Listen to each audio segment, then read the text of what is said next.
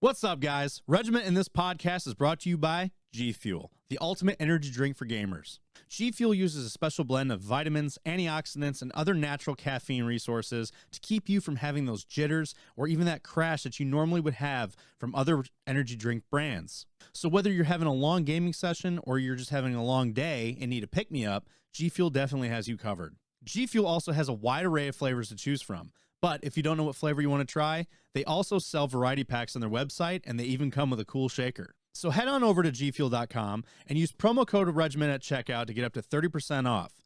That is REGIMENT, promo code REGIMENT down here at checkout to get up to 30% off.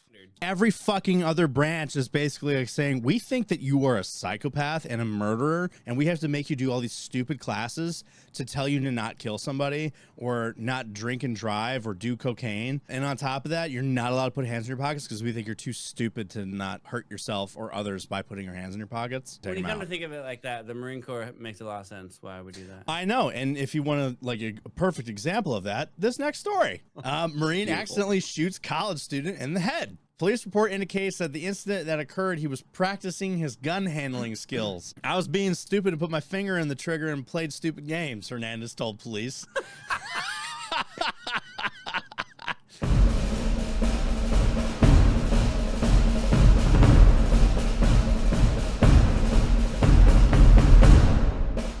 Welcome back to the party, everybody. It is the Barracks Party podcast from Regiment today. Blake Outofregs is joining us again. He's a reoccurring customer. He's temporarily unbanned. He's temporarily unbanned because it's not his fault that fucking MandatoryFunday doesn't want to respond to the DMs that he's been added to. Yeah, and he may be a little bit of a stand-in for me while I go off and do silver bullet experiments. Yeah, so Doc told us the other day that he is going to be getting this new medical equipment that he's going to try out. So we'll see how that goes. You getting it what, in April? Whatever the Navy issues me. Fair enough. So it's this experimental medical equipment. We'll see what it is. But yeah, so it's a good rebrand, by the way. Thanks for hanging out and watching the episode and the last episode that we had. We're hoping to bring you a lot more awesome shit, a lot more awesome guests. We like MandatoryFunday. We're trying to get MandatoryFunday. What is his actual name? I have no idea. He's never told me. We need to find this out. I also want to get Lord of Lips on. I'll show you some Lord of I Lips. know I know his name. Seems like cool dude. First Sergeant Flores Burger or whatever the fuck. It's a long name because sometimes they wear their name tapes, and I noticed this. A lot of the fucking military talk creators have absurdly long names. Like One Punch Dad. His last name is kind of long. Lord of Lips, his name is like so long that you ever see like the name tapes where the name is so long that the letters are starting to squish together more and more. Super tiny, yeah. Yeah, Lord of Lips, his last name is like that. MandatoryFunday, I'm pretty sure I've seen his last name on his shit, and it's not short either. You know, we could probably get Habitual Line Crosser. Haven't we played with him before? Who? Habitual Line Crosser? No. I don't even know who the fuck that is. I'm pretty sure you played Ready or Not with him. Maybe I did. I don't know. Oh, by the way, before he got like super TikTok famous. That's a game you and I should play also if we can't get into fucking Helldivers. He's been playing it. Dude, I've been playing the shit out of it. Dude, I've been playing Ready or Not since the supporter alpha. I was like the early players of Ready or Not. I've been playing that game for like 2 years. He's been making these S tier videos on YouTube where he's like doing the same fucking mission over and over until he gets it perfect. Dude, it is like that. Ready or Not is a lot like that, where you're just like, I need to get this mission right. And then they added so my whole thing. We'll actually, guys, we'll get into the topics in a second. We're gonna talk for a second. My whole thing with we're pre-gaming with what they've done is I like what they've done with like adding the kind of the campaign with the officers and the stress levels, but that was never a thing in the supporter alpha. And I get they wanted to have it like be a surprise, but it was so buggy. They had so many issues with a lot of shit that it was like there's way too many changes that needed to be tested before they rolled this out. And granted, they did fix a lot of it. It took a bit, but they did fix it. But I love that fucking game because it is haunting in a lot of ways. It's addicting as hell. That fucking meth house is a horror game in itself. It is. Have you ever tried the mods from their mod page? Oh yeah. Menu? Oh yeah. Dude, the zombies one. Did you do that one? No, but see the thing is, I don't like that they use mod.io because those mods 9 times out of 10 don't work. And Nexus mods have the better ones. In my opinion, my complete opinion, like from what I've noticed, the Nexus mods are way better than the mod.io. But yeah, that fucking mission is a horror mission, dude. And they brought in that cave system that they put into it now. That they brought that back. That was a thing, and then they got rid of it, and then they brought it back. So that's really cool, going into the caves and like waiting for a crackhead to stab you. I always get fucked up in the cave at the last minute. I'm like, oh, I'm doing great, and then you're like, and someone's always like sprinting out of these fucking hallways after you. And I'm glad they did it. The overhaul on the team AI is good. I will say that they are a lot better, because before they would just kind of cluster fuck up into a corner or in the doorway, and you're trying to get past them, and then they all die. So yeah, they still do from time to time, but not near as much. I played like the early release for like a day one time, and I was like, nah, mainly because of those problems. I was like, I can't even do anything. Like, I can't do shit here. But no, they definitely like rehauled it and made it so much better. It's very addicting. It's very fun with friends. Yeah, and you got to be careful who you bring with you, because there are some people like. I actually had a clip of this where I was checking under the door and I found a tripwire, and I peeked the door so I could cut it. And as I was cutting it, I remember this. This dude was like, I'm going in. I'm like, no. And he blows us all the shit. He's like, what happened? And I'm like, you motherfucker, dude. I remember that clip. Then the hotel mission. Have you done the hotel? What, when you're fighting all the pissed off vets? No, not that one. There's another one. There's another. I have. The pissed off vets. Are you at a VA? No, no, they are. That's what they're mad about. That's what they're mad about. Pissed about. That's hilarious. They're out there like shooting, like trying to get after some politician that's trying to take away like VA shit for like tax purposes or whatever, and you go around, dude, motherfuckers are running around with like one leg. They've got like a fake leg and shit. They've all got combat boots on, and they're just like, oh, you're one of them. They're gonna turn on you next as you're arresting them and shit, and you're like, oh my god. Yeah, I like that mission because it's like I can relate, buddy. I could see that happen. I can I totally relate with you, but like there's one hotel mission where it's a hostage situation, and these aren't vets. These are just like the local game, Los Sueños, whatever the fuck they're called. And there's a room that has a two-way mirror in it, and you could find like this hole to go into that room that's behind the mirror. And there's like this room that's got like a mattress on the floor, a fleshlight that's got cum in it. Look at my TikTok. It's on there. I will. It's on there. I'm like, I remember that one too. Yeah, like I think they got rid of it because it was a bit much. But yeah, that one's. Have you played the Valley of the Dolls mission though? I was just about to say Valley of the Dolls, like I still have to get S tier on it, but I'm like, I don't want to play that mission. I finished it to move on to the next one. I despise that mission because you go down to that little bunker or whatever, and I'm like sick to my stomach every time. I'm like, this is fucked up, dude. Like, God. It's what like, is it? So basically you raid a porn star's house and find out that he is involved with child trafficking. Oh. So the evidence you gather is all his child trafficking evidence. He's basically Jeffrey Epstein. But did he kill himself? No. You end up 9 times out of 10 he fights you and you kill his ass quick. He almost never goes alive. But there is another one where it's like a talent center where I forgot what it's called. It's a shady ass talent center. And basically they cast movie stars, and they cast child actors and stuff. And that's kind of like a suspected trafficking ring, which it's not as like in depth as the Valley of the Dolls is. But you go in there and you're supposed to take the lead guy alive. You get bonus points for taking them alive. But almost all the time, when you like stun him, when you shoot him to like whatever, he turns the gun on himself. It's just like he's just like pow, like, and it's like realism physics when he just drops like a sack of potatoes. It's crazy. It's the game. If you want to talk about PTSD simulators, that's one.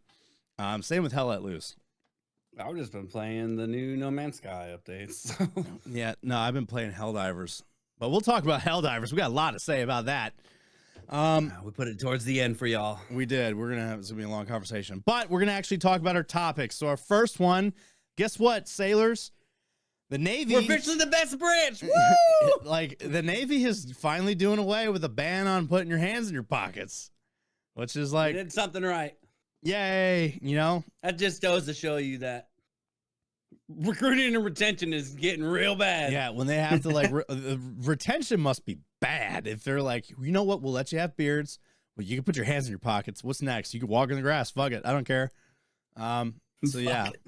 However, for you fucking crayon eaters, the Marine Corps will not be considering allowing this. Shocker. I'm so shocked. I'm so shocked. Absolutely surprised. Like if you would have told me the Marines were not going to allow like hands in the pockets, I wouldn't have believed you. I wouldn't have believed you that the Marines would have said no to that. Crazy talk.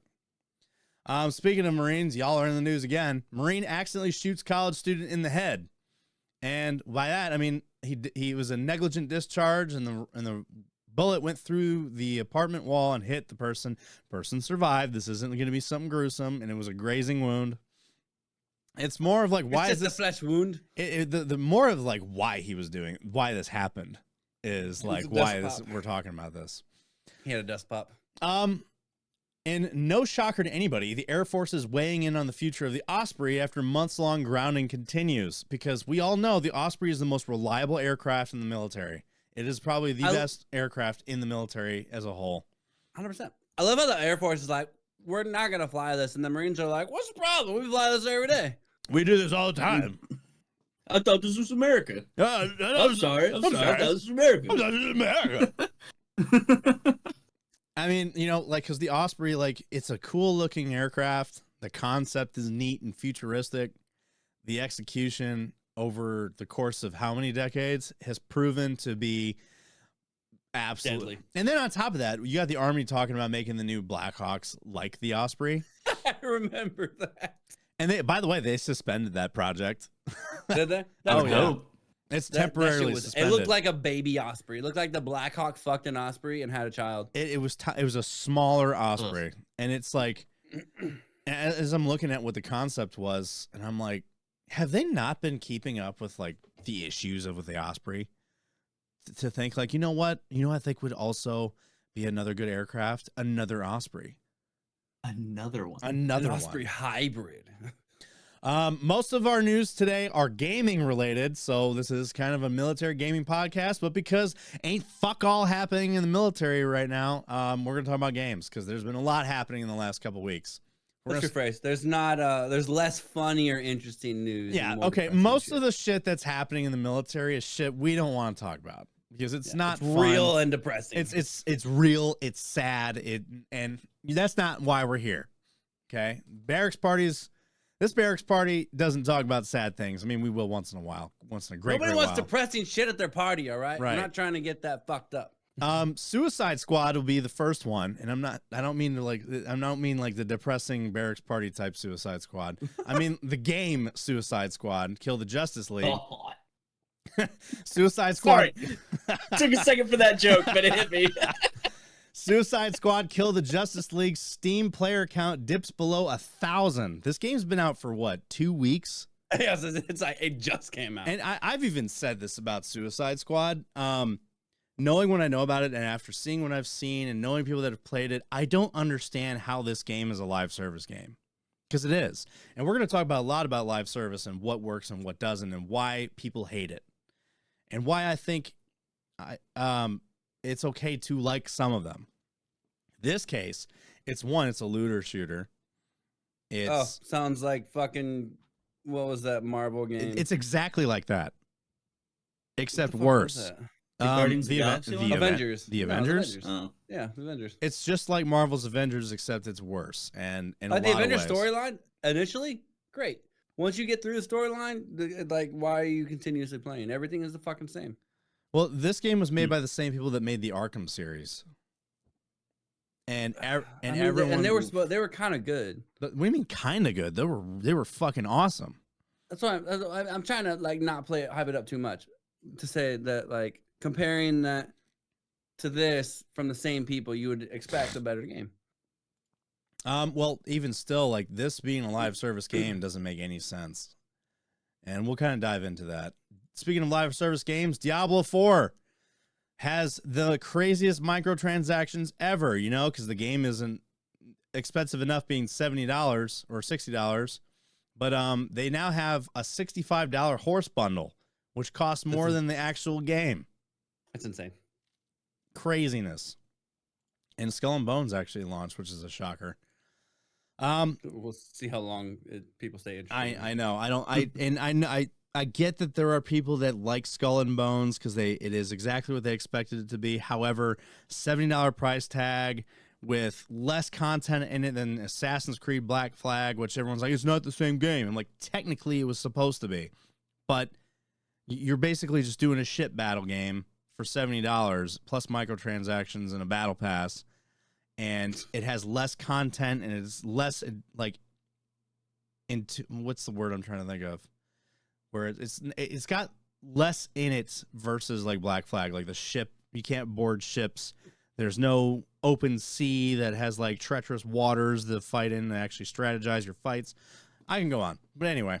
I feel like buying games today is a lot like buying a jigsaw puzzle and it doesn't even have all the pieces, and some of the pieces are like fucked up, and you get like a picture of a piece and they're like, no, we're gonna fix that.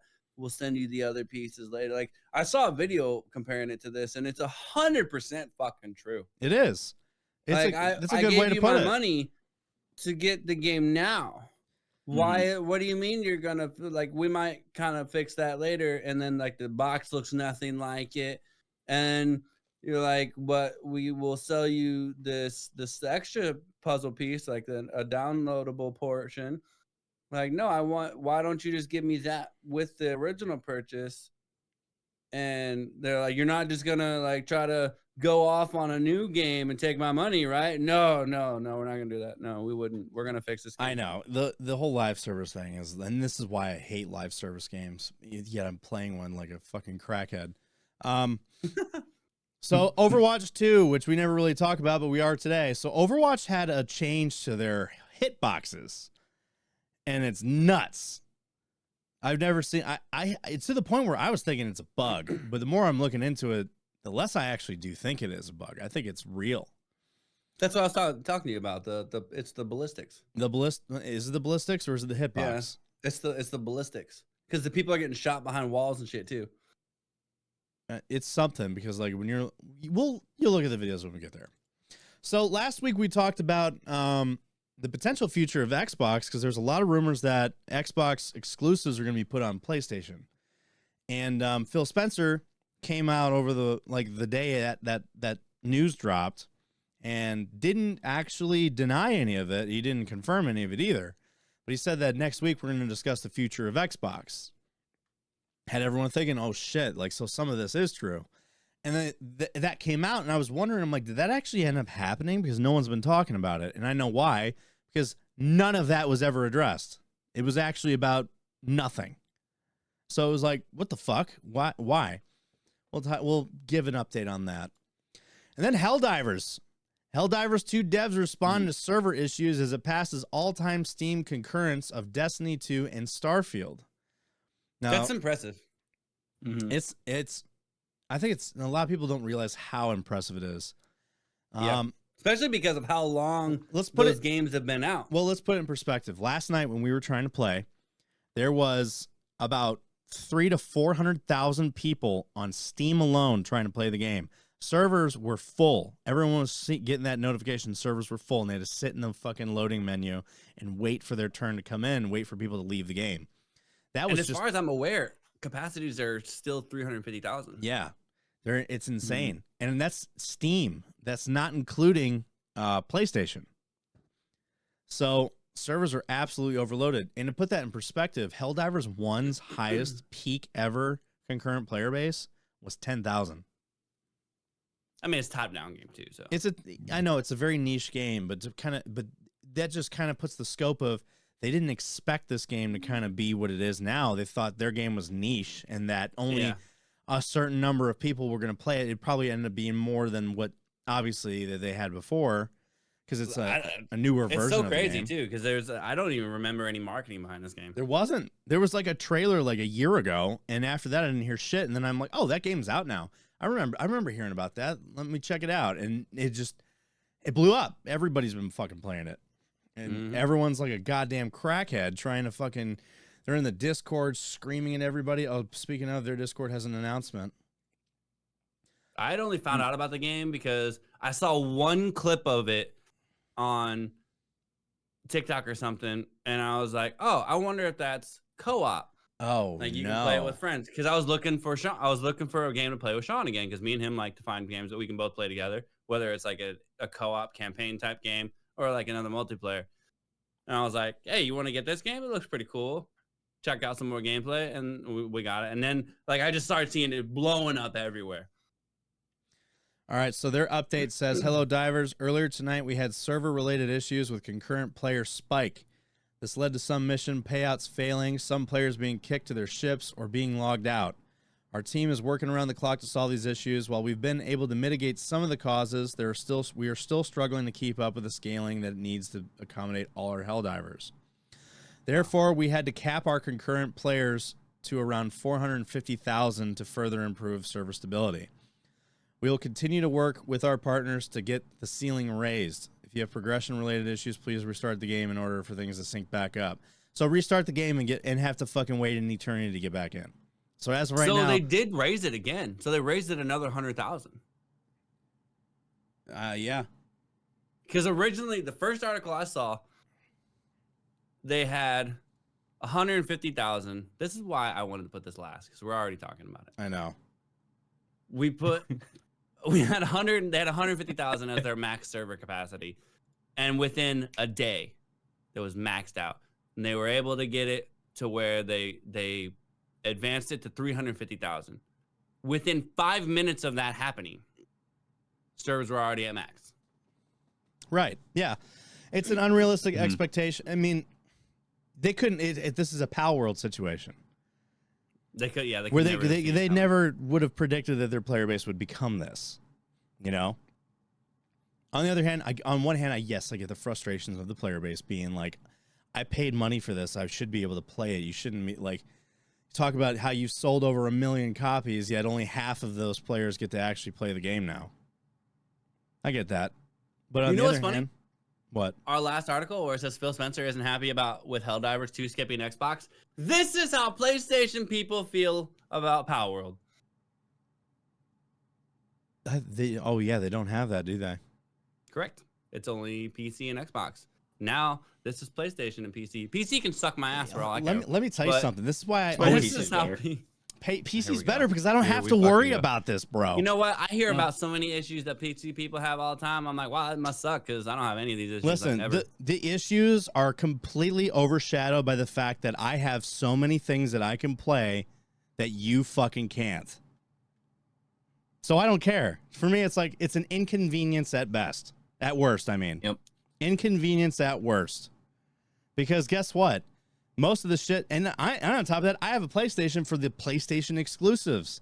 So I have a PC and a PS5. So it's like, oh, wait, if I want to play a new PS exclusive like God of War Ragnarok, I can do that. If I want to play something that is on both, but I see that, well, you know what? It's on PC too. I'm going to play it on fucking PC. Or if I want to be a cheapskate since I have Game Pass, it's on Game Pass, I'll just play it from there. Having a PC is good. I'm dying on this hill. Die on that hill all you want. It's going to be a fucking sad hill to die on because guess what? I have more games than you have. And on top of that, PC gamers are like the vegans of the gaming world. No, but we're not. I'm a gamer. I love Xbox, I love PlayStation, and I love PC. I think it's advantageous to have a PC and a PlayStation for those reasons of, hey, I have the option to play a PlayStation game if I want to. Hey, I mean, I have an option to play anything else that's not on PlayStation if I want to. I have a PC. I just prefer PlayStation. Right. So and there's just an infinite amount of games from like small developers too, where they can bring a cool idea live. I've tried literally having the same conversation with him about like, dude, you have a PC. There's so many things to play. He's like, I prefer to play on my PlayStation. He's like, he's a child. He's a fucking child. Is it the controller? Is it the controller? Well, I can use my controller. Whenever I play any game on my PC, I use my PlayStation controller. Okay, I was gonna say if that's the reason, it shouldn't be, because you could just plug it in and not use every game. That's the lets main you, reason though. I don't like Xbox though, is the controller. I can't stand the controller. Not every game lets you use the controller though. Unfortunately, Ready or Not, it's not one of them. If it's a game that doesn't use the controller, I won't play it. I don't think it's got controller compatibility. So you're a child. Yes, that won't learn how to use mouse and keyboard. I mean, come on, the dude's fucking... I didn't start like that. My brain is already old and formed. I'm not trying to teach an old dog new tricks, all right? I don't want to go through that struggle of fucking the scaling gap of learning it and doing it, sucking ass in the beginning and getting better. I don't want to fucking do it. It takes a week. Doc is the kind of week my ass. Doc is the kind of guy that will go to a fancy steakhouse, like a really 5-star fancy steakhouse, and order chicken strips, chicken nuggets. That's not true. I enjoy steak. Okay, I may not like my steak cooked the same way. Your as you, wife even admits that you eat like a child. Yeah, that's fair. But I also like steak. If we go to a seafood restaurant, I'm getting fucking chicken. Yeah, you know what, Blake? You like your steak well done with ketchup, don't you? I don't like ketchup, but I like well done. All right. And you know what? I'm gonna say, if you're thinking well done and burnt is the same thing, you're not cooking your fucking steak right. You can get a good, juicy, well done steak if you know what the fuck you're doing. I know places or just get medium or medium rare, like the rest of the world. Medium is the best because it's. I disagree. I don't like it. I don't like raw meat. It's not raw. Medium is not raw. It's slightly pink. And here's the thing.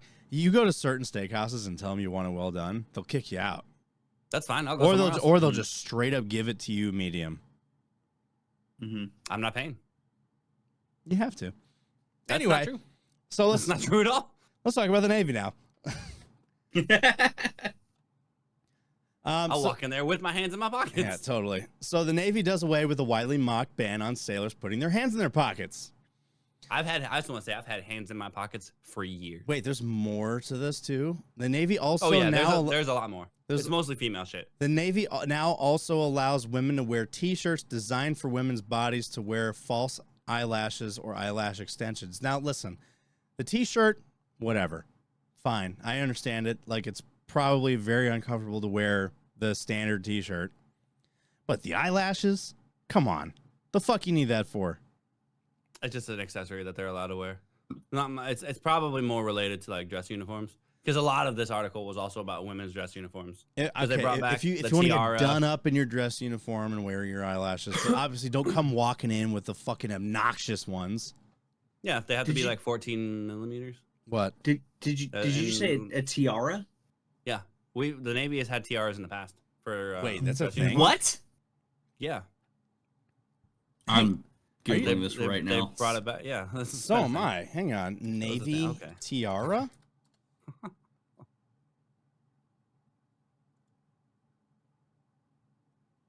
It's not for the guys. I just want to throw that out there. Oh, okay. I'm thinking of like something else. It's like it's a headband. Tiara. Oh, it's a little black headband. That is the weirdest headgear I've ever seen in my life. And they brought back the female combination covers for their dress blues because a lot of women hate the Dixie cup. I mean, this looks like some uniform shit for women from like the 50s. Mm-hmm. Yeah, they took it away, and so they haven't been able to wear it. They basically brought back a lot of things for females that I want to point something out here. A lot of women were like, "Why the fuck is it?" I want to point something out here. So the Navy's bringing back a 50s or World War II era piece of fucking uniform for females. The Army is bringing back the pinks and greens, a World War II uniform. Notice that everyone's kind of dipping back into the World War II shit. Because we're getting ready for war. Notice how the Marine Corps has just stayed the same. Yeah, well, I mean, it is a nice. Because they hate you. Nobody can deny. We also that, can't put our hands in our listen, pockets. So. nobody can deny that the Marine Corps dress uniform is a fucking slick uniform. Nobody. I don't know anybody in the. I know that nobody in the military will ever say that the Marine Corps dress uniform looks like shit. Not a single one. I don't care what fucking branch you're in. And if you're Space Force denying that, then y'all need to look at your fucking dress uniforms. That shit looks like ass. Star Trek having ass over here. Anyway, so the Navy eliminated a source of anger and online mockery Wednesday, announcing that it has lifted the ban on sailors keeping their hands in their pockets. Sailors are authorized to have hands in their pockets when doing so does not compromise safety nor prohibit the proper rendering of honors and courtesies, the Navy said in a statement. The change was widely made at the request of sailors who saw the rule as pointless and irritating. So, okay. There it is, though. There's the caveat. It's giving every command to be like, whatever you're doing affects your safety, and you cannot render a proper salute or anything. You're going to have commands that are just going to be like, you can't, no, you're not doing that. No, fuck you. Get your hands out of your pockets. I couldn't do it. You can't. Here's my reason why, and it's covered by pretty much, yeah, the regulation. Like, that's all that's going to happen. You can't put your hands in your pockets. It won't work. It won't work. I'll be like, take me to mass. My whole thing on this is like, they only did it for the mere fact that a sailor said that the rule was pointless and irritating. So they changed it. No, that's just, they do these fucking surveys, which I've never been asked about this survey. I don't know who the fuck they're talking to, because a lot of these changes usually have nothing to do with actual what the fuck sailors want. I'm like, I don't know where they're getting this from. We surveyed the fleet. Okay, who the fuck did you talk to? Some fucking master chief that said this one thing, and they're like, we surveyed the fleet. This one actually seems like they surveyed the fleet for this particular answer. Which is very interesting to me that they actually surveyed the fleet, because this is actually a legitimate thing that people bitch about and what changed. Oh, always. All right, so the one in charge got called out, and he goes, you know what? Fine, fuck it. Hands in pockets now. I think it's going to be hilarious to go through, like, walking in the next or something. It's going to be the retirees, the ones that, like, don't get these updates. So there's going to be like, the fuck you doing with your hands in your pockets there, shipwreck? So the change, so the ban had been in place because the Navy believed that keeping your hands in your pockets detracts from the sailor's military appearance. Wednesday's announcement also included several other notable changes, some reflecting the growing presence of women in the Navy. Female sailors are now permitted to optionally wear T-shirts specifically designed for female bodies with Navy uniforms, the statement said. The intent of this policy update is to express dissatisfaction regarding the required wear for male unisex T-shirts that are not designed to fit female bodies. Which is fair, because I have those T-shirts, and I'm like, if I had boobs, this would be a pain in the ass. Very uncomfortable. Women can also now wear false eyelashes or eyelash extensions, provided the lashes project a natural appearance and are not longer than 14 millimeters as measured from the eyelid to the tip of the eyelash. Who's gonna measure that though? That's what I want. I want to see somebody. I'm sure it's eyelashes. Painfully obvious. I want to see someone measure them during like an inspection. That's what I was thinking, like, too. You just get a ruler and put it on their fucking eye. That would be hilarious. So false eyelash color will also match the color of the natural eyelash. Eyelash extensions cannot hinder the wearer of protective eyewear. The rules changes have big impact on San Diego, home nearly of 60,000 active duty sailors. Can you imagine, like, someone wearing like purple fucking eyelash? I can see it. Awesome. I'm glad, and you know what? They had to say it's got to match your natural eyelash color, because someone would fucking, I can wear fake eyelashes now and just put some bullshit on their face. I mean, they do the same thing with hair color. They do the same thing with fake nails. It's got to look natural. Like, it's got to have the natural appearance, yeah. Appearance, yes. Extensions, like all that shit.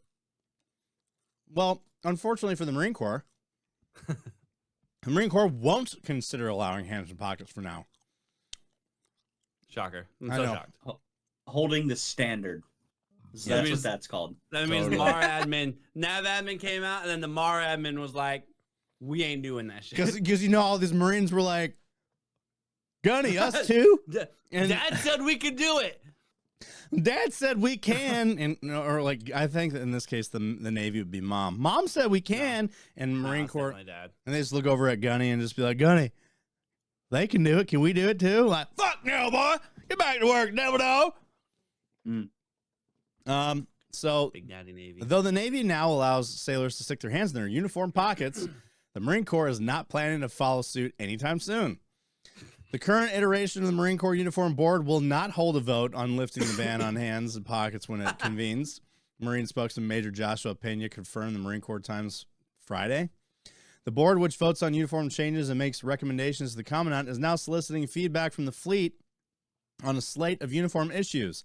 The pockets question not among them. The Marine Corps Uniform Order bans Marines and garrison from putting their hands in their pockets for reasons other than to retrieve something from said pockets. That order still stands, Pena confirmed. You know what? I want to know. So,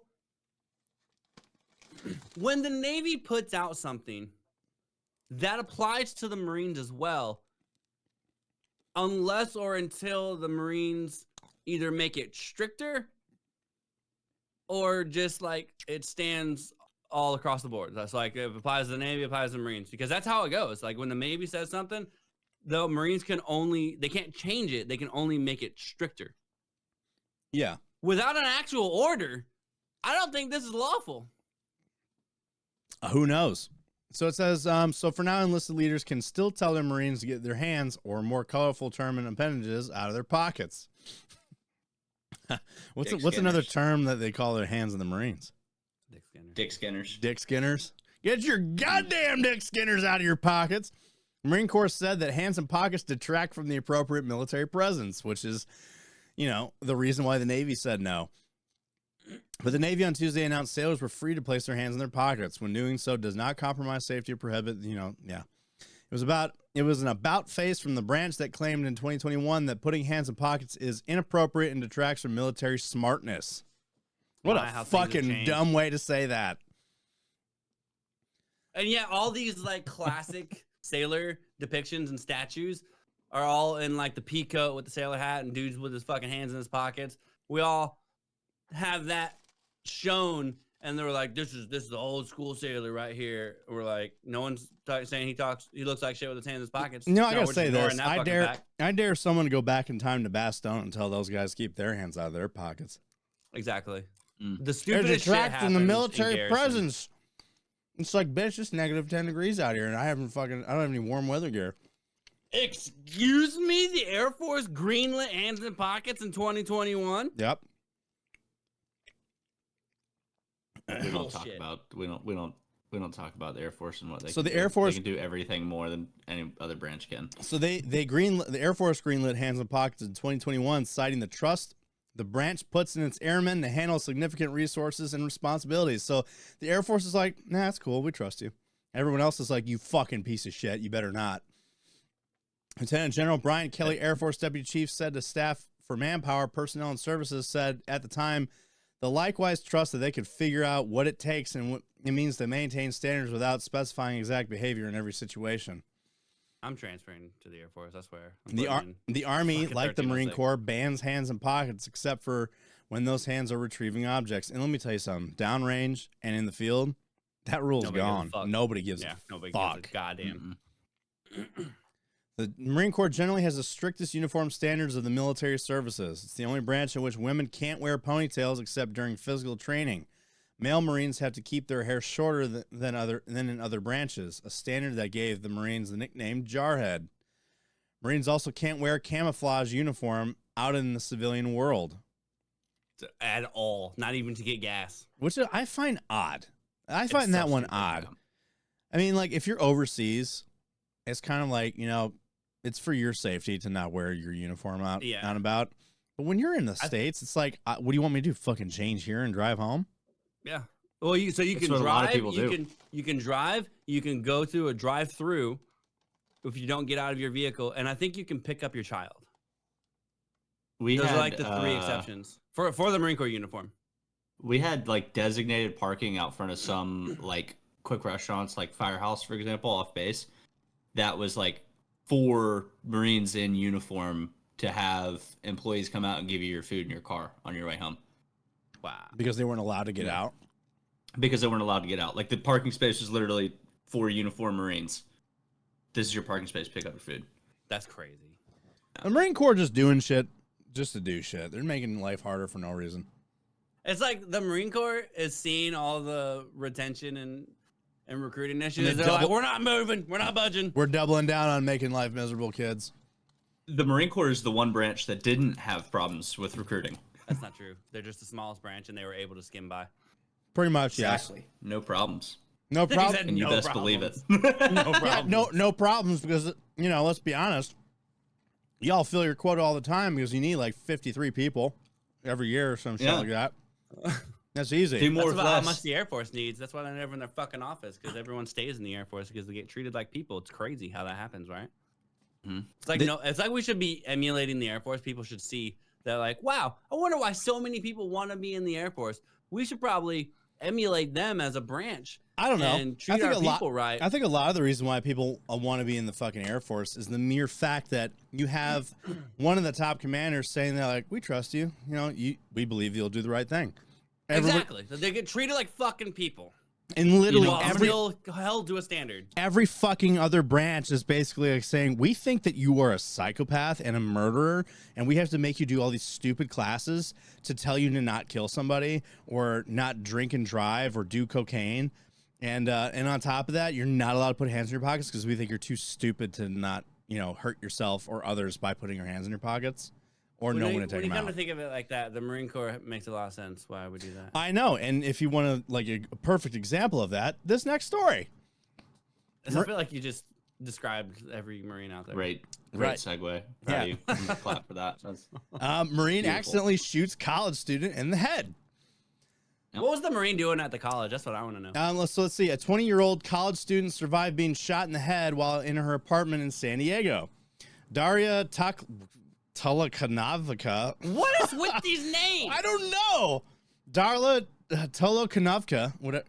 Telekonikova. Tolokanikova. Out of here. Daria That's how you say it. Tolokanikova was studying in Put it her into bed. Google Translate. Was studying. No, in her, I'm just smarter than you. whatever. The bar is put pretty low. First of all, Hey, I'm smarter than you. She was studying in her bed just before 7 p.m. last week when she was knocked onto the floor from her bed. She immediately noticed she was bleeding from the back of her head. I started blacking out. Everything immediately blacked out. I fall down on the ground for a second or two, Telekonikova said, NBC to San Diego. The cause of the injury was determined to be from a 9mm bullet fired from the neighboring apartment. Luckily, the bullet only grazed grazed her scalp and only required stitches in the hospital. I am scared right now to go to my room. I'm just very scared to go to my room. When I hear some noises, I get terrified. So she's got PTSD. Got it. Police say the person responsible for firing the bullet was a 22-year-old Marine Corps Corporal Samuel C. Hernandez. Police report indicates that the incident that occurred, he was practicing his gun handling skills, according to clearly NBC. he needs more practice. I was being stupid and put my finger in the trigger and played stupid games, Hernandez told police. Hernandez who was also assigned to Marine Aircraft Group 41 based MCAS Miramar, was arrested on suspicion of negligently discharging a firearm and later released on bail.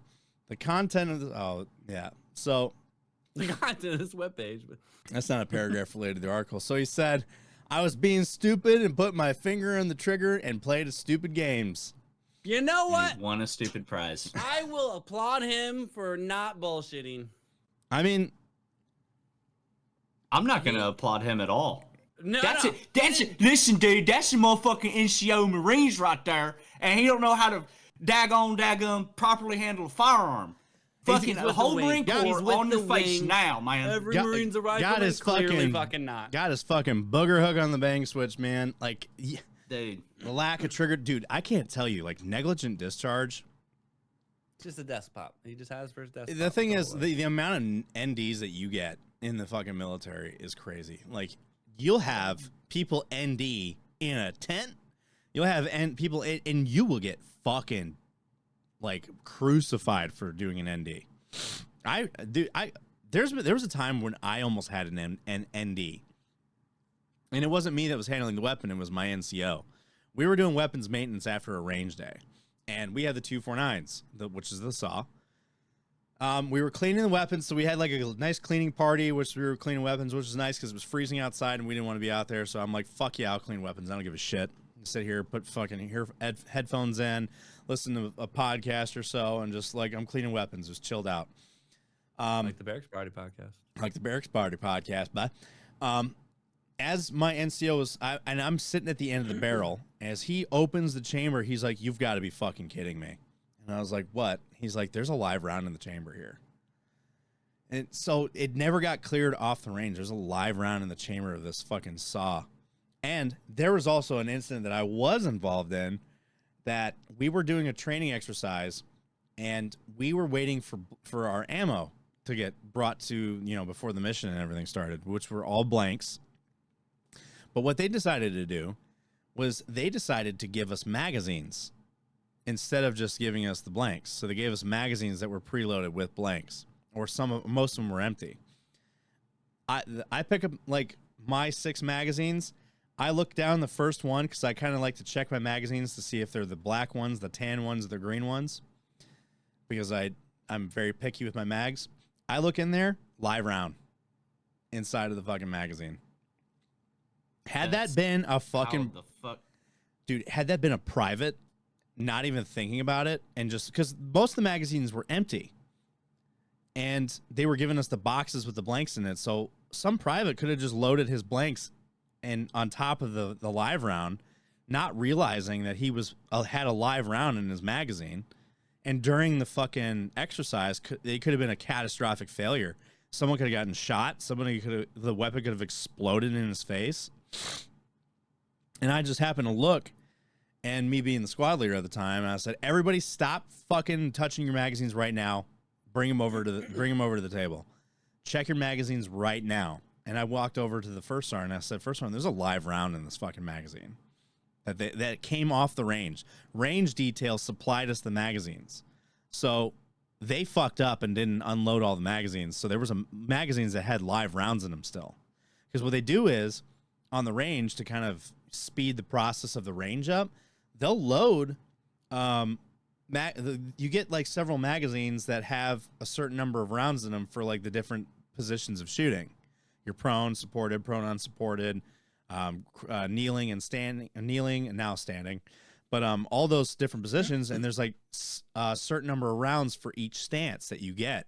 So they preload each magazine and put them in order for each stance, and that's how you bring them onto the range. Well, someone obviously didn't fucking try to double tap the fucking target they missed, and turned the magazines back into range or in a range detail and didn't fucking get the round out of it. So that could have been really bad. Do you guys call your targets Ivan targets? Call them what? Ivan targets. Ivan targets? Mm-hmm. No. Oh.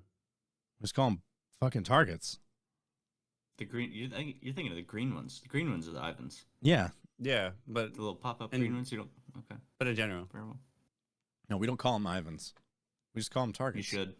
yeah, you should. Well, I'm not A anymore, so it doesn't matter. You gotta give them a name. You got to give them an identity, so that way when you take its target's soul, you know you're a natural killer. And then speaking of the ND, sensitizing yourself to killing person. Listen, man, like 9 times out of 10, those fucking targets don't drop anyway, because I've seen targets they have a hole in them that's like this. And you're like, what the fuck am I supposed to do with that? Because it's not registering the hit. Your round's going right through that shit.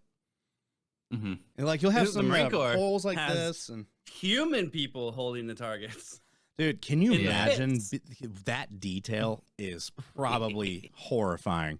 It's fucking trash. I've had to be safety coverage for that bullshit. Because you're behind a berm, and in every video I've ever seen of these guys, no PPE, nothing. They're not wearing Kevlars. No. They're not wearing shit. They're literally on the receiving end of fire, just fucking wheeling up, holding targets. up a fucking target. Why would you? You're behind a berm. You're safe. You're fine. The best part is when you're down there and a round cracks super like high on the berm, so it's right above you, and it fucking just launches dirt raining down on like 5 people where the round hit, and you're just like, oh shit, that's funny. That dude can't shoot worth shit, dumbass. How high had a buddy throw his like move the target more? What's the height of this berm? It's got to be high enough to where it's not an issue. It's pretty significant, yeah. Yeah, no, it's high enough where you're safe. That's why you don't have to wear PPE under there, Dude, and it's like concrete. Like you're safe. You're fine. Yeah. I mean, it's also low enough that if you really wanted to during a rapid fire, you could like jump and maybe get your hand over the berm. But yeah, it's super low in there, dude. Like, the Army would never like we would be having all the PPE. They would have us with the fucking groin cover, the throat protector, and everything. If it was the Army back there doing that shit, dude. Well, you guys also have the fucking gear for it. The Marine Corps is like, And see, here's the thing: the Army has so much gear, they make us wear it when we shouldn't. That's the problem with the fucking Army. We have more gear than we know what to do with. It's nice gear. Yeah, comparatively. Speaking of the Indy, really quick story. Fresh boot into the fleet, right? Out on this field up on a range, and my buddy next to me, as we're getting ready to go do this live fire shoot, we're lined up in the tree line, and they had a bunch of Ivan targets just sporadically in the tree line that we're supposed to shoot at, and then make our way out on like the main area of like open area of the range. They call the range hot, and the Ivan targets pop up, so you got to go obviously from ready and then start firing. He brings his weapon up, shoots around into the dirt like 3 feet in front of me. Somehow no one saw it. None of the RSO saw it. And I just looked at him, he looked at me, and he was like, please don't say anything. And I was like, you didn't hit me, I'm not going to say shit. And we just kind of like kept going and doing our thing. And he came up to me after, and he's like, no, well, because it was like, hey, like targets, and you start like shooting. So it was kind of at the perfect moment. Yeah, his shot went off like a second or two before anybody else's. But, you know, it wasn't too out of the ordinary. It was like, whatever. He was just lucky no one was looking at the dirt, because it was all mud, just fly into the fucking air. It was funny. I laughed about it. It's good that we also explained what Ivan targets are before this story, because Brock would have been like, the fuck are you talking about? I would have guessed. Come on. The Ivan targets are the green pop-ups. I get it. He looks at me, and I look Give him an identity. So, moving on now. Oh, that's the wrong button. Well, not the Osprey. But... The Osprey. Air Force weighs in the future of the Osprey as months-long grounding continues. So, apparently the suspension has given the Marines an operational gap. The Air Force has launched a comprehensive review of its CV-22 force after a deadly crash killed 8 airmen, and the Pentagon grounded its entire fleet of Ospreys. The review when the Air Force dies, the Pentagon's like, we gotta stop. I know, but when it's the fucking Marines or anybody else, numerous Marines fucking die, and they're like, get better pilots, I guess. Yeah, they blame the pilots. That's the thing I noticed. Even with Blackhawks crashing, like Blackhawks were falling out of the fucking sky and shit, and they were blaming the pilots, saying it was pilot error. And the maintenance and shit. And then it was just like, is it? But there was also a thing where like there were some bearings in the fucking rotor that have to be replaced every so often that weren't getting replaced during maintenance, or getting like, we'll replace it later. And then fucking Blackhawks were legitimately falling out of the sky, like not hitting anything. They were just dropping. Osprey is no different. So it's only a matter of an issue when the Air Force dies. I know, right? When it's like their favorite kid, something happens to their favorite kid. Exactly. It's like the rich, like mom and dad got a divorce and married the rich stepdad, and they had a child, and that was the Air Force. Yeah, pretty much. And they're like the baby that gets fucking pandered and goes to like 5-star hotels and shit. The shitty part with the Ospreys for the Marine Corps too is like, since they're always going over water on their helicopters and shit, that obviously causes, you know, like backwash and shit. It makes it harder to fly a helicopter over a body of water. So a lot of them would crash as they're coming to land on the ship. So I'm sure that was part of the argument too, of being like, oh well, you know, we're over the ocean. Nah, well, whatever. It's a soft landing. You need specific helicopters for that shit. Yeah, but they would fly. I mean, they'll fly fucking anything on that shit. Like the little birds are the good ones. Those we found the fuck out of those. Fucking little birds are the best. They're quick. Their pilots are great. Chinook pilots are all, believe it or not, Chinooks don't look like they should be able to fly. Yeah, no, they don't. But those pilots are the craziest pilots I've ever worked with. Those guys, They make it their goal to make you have the wildest ride of your fucking life. They want you to throw up. They want to toss you around in the back of the bird. Like, it's very common for them to, fly low and fast and then do all these fucking crazy maneuvers, and you're just getting tossed around inside the back. Yeah, Chinook pilots. Love them. So the review will determine whether the CV-22 force is appropriately organized, trained, and equipped for safe, effective, and efficient special operations, said the Air Force Special Operations Commander-in-Chief. Commander-in-Chief Lieutenant General Tony Burenfiend. Last names again. I know. The command also is conducting 2 other reviews to determine the cause of the crash, a safety investigation board and an accident investigation board. Only the latter will be made public. Burenfiend told reporters Tuesday that the Air Space Forces Association Warfare Symposium. Pentagon grounded its Ospreys on December 6th after Air Force CV-22 crashed off the coast of Japan due to a material failure with the aircraft. I like how they put that in quotations. Material failure, whatever that means. Training accident. Burenfiend said that it's still too soon to speculate on the root cause of findings from the investigators. When we make the decision to return to fly, it'll be with me having full confidence not only of our training, but our crews, as well as the platform and the new mitigation measures that we have in place to ensure that we can react appropriately if another situation develops, he said.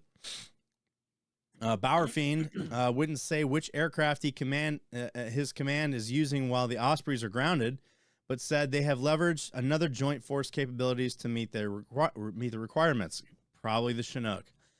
Other Pentagon aircraft that meet similar lift needs include the CH-53 and CH-47, the Chinook. The Ospreys fill an important role, Burenfield said, but AFSOC acknowledges that the V-22 is 1980s technology, and the service is reviewing that it could provide the next generation of capability. For example, DARPA is developing an experimental vertical takeoff and landing aircraft that can fly much faster than the Osprey. I swear, if it's talking about the fucking Black Hawk child of the Osprey. Yeah, I know. DARPA solves extremely hard problems, but it also takes time that they prove concept and now turn that into production. Separately, the Marine Corps, the primary user of the V-22, is dealing with an operational gap because the 26th Marine Expeditionary Unit, which is currently deployed in Eastern Mediterranean, cannot fly its Ospreys. But if a So that's actually the one. That's the one that's on the baton right now that just got extended. Oh yeah. So and the other one's fighting like the Houthis and shit. So if a crisis does break out, the service has authorities, quote unquote, to start flying the V-22 again, said General Christopher Mahoney, Assistant Commandant of the Marine Corps. The service has been cycling Osprey pilots through flight simulators to keep them fresh on the platform while the grounding continues, Mahoney said Thursday at the West 2024 conference. The Ospreys are shit, and nobody could ever tell me otherwise. I'm sorry, but the Ospreys fucking suck. They absolutely suck. Nothing. Terrified every time. Every time that an aircraft goes down and Marines die, I almost always put money that it was a fucking Osprey involved. Every time. If we lose it, it's probably a jet, Yeah. The pilot. I'm so happy I never had to fly in one of those. They're not comfortable either. They're loud as fuck. Dude, all those aircraft are loud as fuck. Chinooks they have this like loud whine inside of them where it's just like, woo, like that. It's just fucking loud. And yeah, that's why I have tinnitus. So Suicide Squad killed the Justice League. What? Not service connected. Yeah, well, actually it is. I got the rating, bitch. Mine is too. So Suicide Squad Kill the Justice League's Steam player count dips below 1,000. Suicide Squad Steam player count has dipped by 85% in 2 weeks. That all-time peak is garbage. I know it is. And here's the thing. A lot of people will be like, well, yeah, most games that, when people play and finish, like the player base drops. But this is a live service game. It's supposed to, it's designed, and I say this with big air quotes, designed to keep you playing after it's done. But the end game content is not fulfilling enough to get you to play. And the problem is... It's like Avengers. It literally is. Like they tell you they have content, but it's just recycling the same fucking missions, the same gear that looks the fucking same, same stats that don't do anything. Right. You're just collecting useless shit. Right. And that's how it is in Suicide Squad. And the worst part is the monetization. So people were buying the most expensive like premium version of Suicide Squad because it came with skins, but it didn't come with all of the skins in that it could offer. So like, let's say for Harley Quinn got you had to pay for, you paid extra money for this skin. However, there are like 10 different variants of that skin that you also have to pay for on top of what you already paid for. What the fuck did they get extra then? Did they get like one extra skin? They got an extra skin for each character, but they only got one extra skin for each character. And then the variants of that same skin didn't come with it. You got to pay for that separately. So the Harley Quinn skin, a different color of that, you had to pay real money for. Trash. I know. Ridiculous. I hate that these things get put behind a paywall instead of unlockable. Like, you would have a much bigger, player base if you said, hey, I completely understand being like, hey, if you want to get this stuff, pay for it. That's kind of how it went for it as far as like the one skin. But if you're going to pay for it, also let me pay for the ability to play for more. Like, make it worth my while. Don't just give it to me. Like, a part of a game is unlocking shit and going through a story, doing little sneaky routes to unlock something that nobody else has or whatever. Yeah. It's the mobile method. It's the mobile gaming method, and they've fully adopted it. And it's ruining games. Absolutely. I think that's why so many big time publishers are failing right now, because they're trying to do as much as they can to make the largest amount of money, and they're seeing the indie devs like Helldivers, fucking Power World, that are making phenomenal games that give a shit about the players and their actual experience of the game, while not sucking them dry of their wallets. And even despite, we'll say Helldivers is going to be a topic today, despite the server issues, people are waiting to play. They'll sit there and they'll be like, I'm playing this fucking game. I'm sitting in the server. Because they're not being sucked dry. Like, it's a quality fucking game. Even if the walking is kind of wonky at times. Oh, yeah. Like, it's a quality game. People want that. They don't want to be sucked dry for skins that don't fucking matter. The only game I'll ever give credit to that is Fortnite, because they still give a shit about their game. Well, you still have a lot of skins that you have to buy if you want it, right? Or even get the battle pass. But like, essentially, if you play the game enough, you only have to buy one battle pass. You buy battle pass one time, and you will always have enough V-Bucks to unlock the next one and a bunch of new skins. Yeah, no, but in order to the get amount those, of you have to skins do that missions and all that stuff. Well, That's what I'm saying. But they've done it well, to the point that like they can make the money off of the extra skins, because they'll have extras that you can only get if you buy.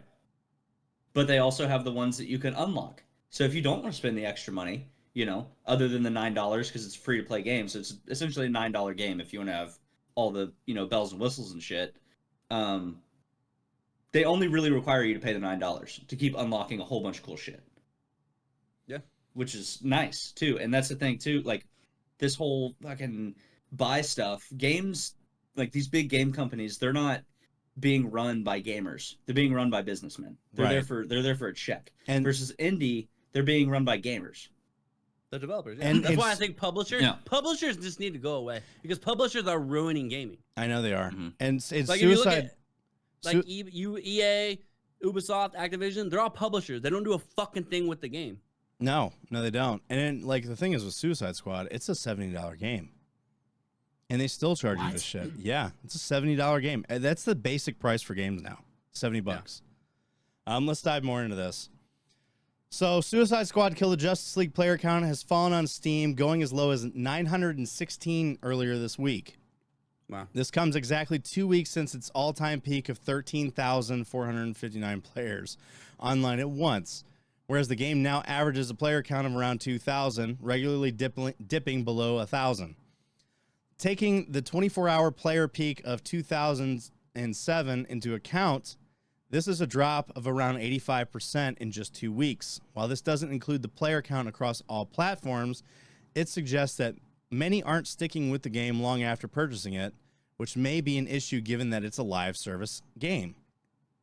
These figures come from SteamDB, and give us an idea of how games are performing on PC. We don't know what kind of player count figures Rocksteady was expecting after launch, but by any measure, this is likely to be a disappointing result.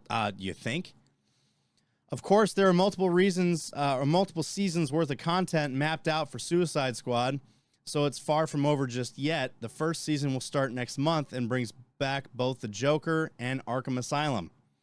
The Joker will even be playable, so it's very possible that this game will bring back some players that have dropped off before spending much time with the base game. And I guarantee you, they'll play it for a bit and say, I don't like this at all. And because the general consensus of the game is it's not good. And like the drip feed of fucking content, I cannot stand it. I can't either. I miss the days like take Call of Duty, when Call of Duty was, good. But when they had the DLCs, like there were massive DLCs. Like, granted, you might have to you would have to pay for them, which is fine. I feel like if it's a giant DLC, you should have to pay a little bit for it. But like, you get like 8 maps, some shit. Like, you get a lot of shit. And now you don't. The only downside is like nothing. if you didn't get it, with your friends didn't have it, they couldn't play those maps with you. That part kind of sucked. But there were actual DLCs. You got actual fucking content with it, and it wasn't just like, we're gonna drip feed this to you over the next seasons, over the next year, because we don't have a full game yet. So this actually goes on. It says Suicide Squad Kill the Justice League got off to a rough start even before it launched. While it attracted a lot of hype when it was revealed, many were disappointed to see that it's full of live service elements like microtransactions and seasonal based events. When it launched, players could access the game 3 days early by purchasing the $100 deluxe edition. Suck my ass. A day of this early access period was lost when the game had to be taken offline due to a bug that presented players with the fully completed story modes. I did see that, actually. Despite them never launching the game.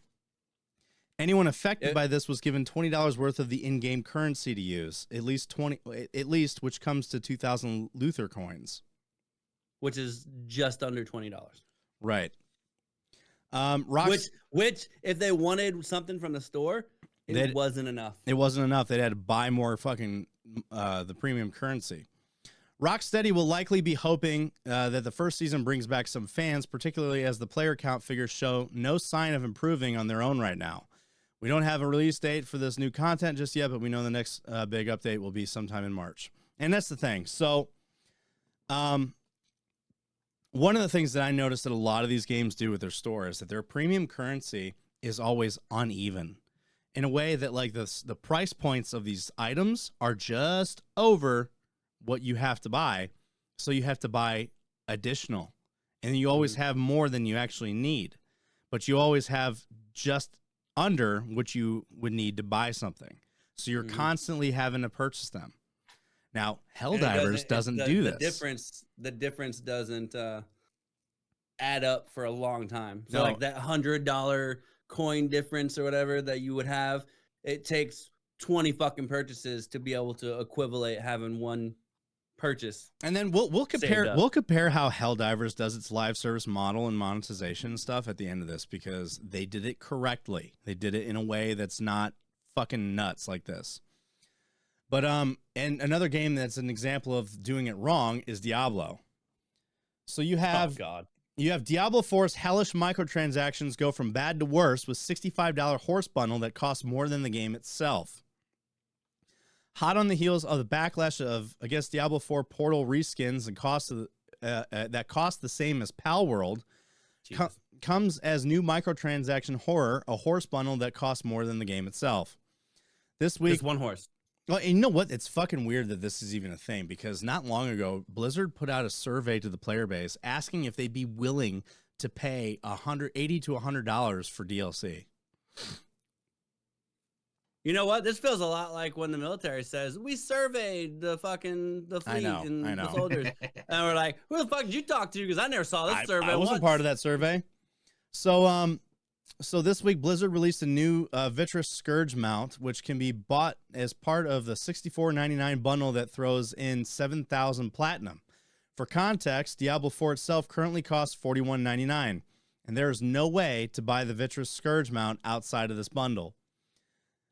Here's what you get from the Vitreous Scourge pack per Blizzard. Vitreous Scourge Pack. I don't know. Charge the top of Crystal and Bone, manifest crystalline might, and traverse Sanctuary with Vitreous Scourge.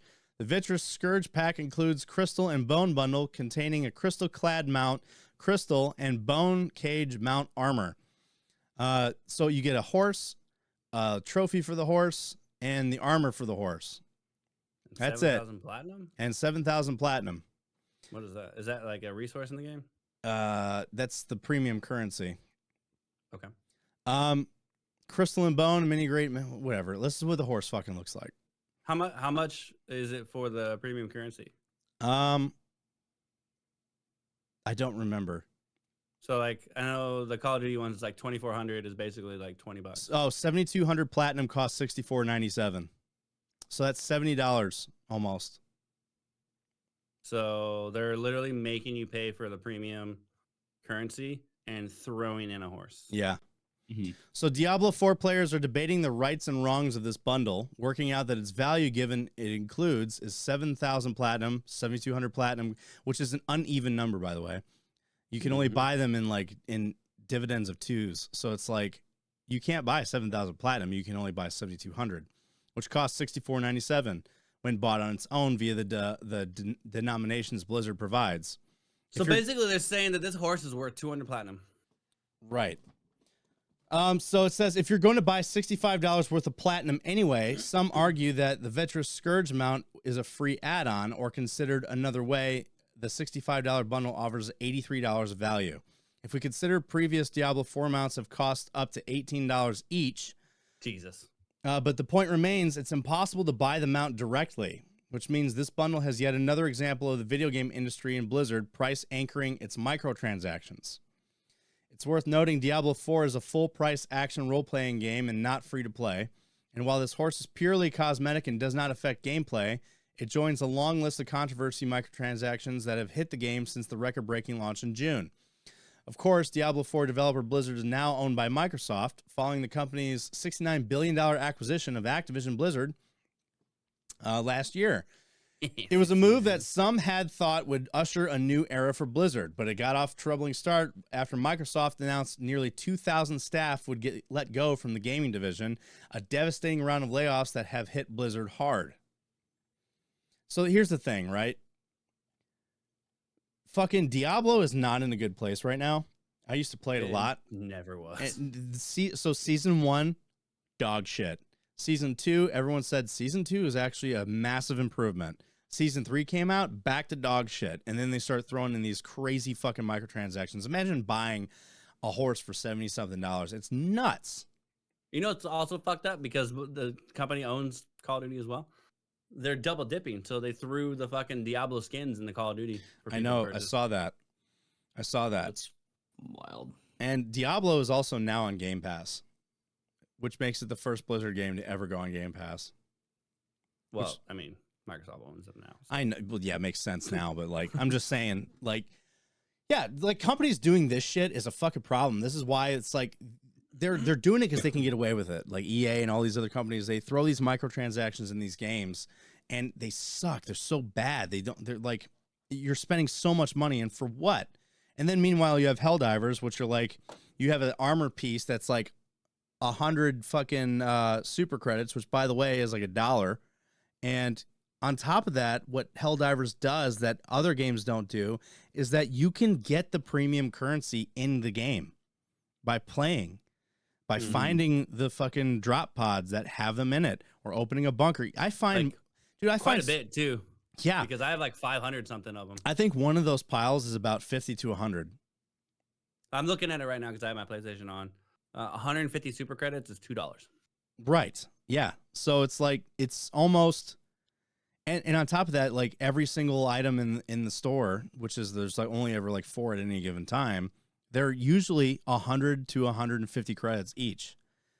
You'll never ever run out of super credits to buy this shit because you keep. And like I said, I've got 500, and I've done purchased nothing. To top it off, all the stuff you find in the match inside the mission is shared with your team. So if you find 100 credits, everybody gets 100 credits.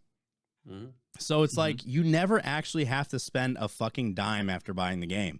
That you can find enough super credits to buy the fucking premium pass. and then you keep the premium pass. You don't have to keep renewing it. So yeah, that's an example of a live service game doing it right by the players. And games like that now are kind of reaping the benefits of it because they're absolutely. seeing that like people are tired of this bullshit, and they're willing to pay for an actual gaming experience now.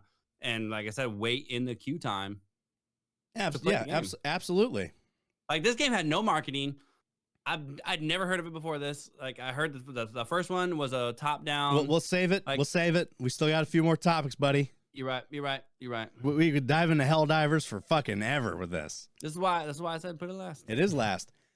All right, but before we get in, I'm saying this is why. So Overwatch 2's latest change has the community shook. Bullets are bigger, and now you don't have to shoot at an enemy's head for a headshot.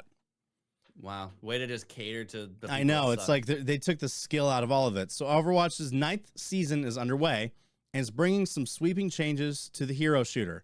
On top of reworking Pharah and giving every hero both a health buff and a passive heal, Blizzard also increases the projectile size of most heroes' weapons. In layperson's terms, layman's terms. This should have said in layman's terms. They made the bullets bigger. You know why they said that? Because layman. So they said layperson's terms. Oh God, I hope that's not why they did it. That's exactly what it is. Because the term is layman's terms, but it's layperson's terms. So we're gonna change grammar for the sake of inclusivity. I hate it. In layman's terms, they made the bullets bigger. This means it's easier to hit shots than it's ever been. But is it perhaps too easy?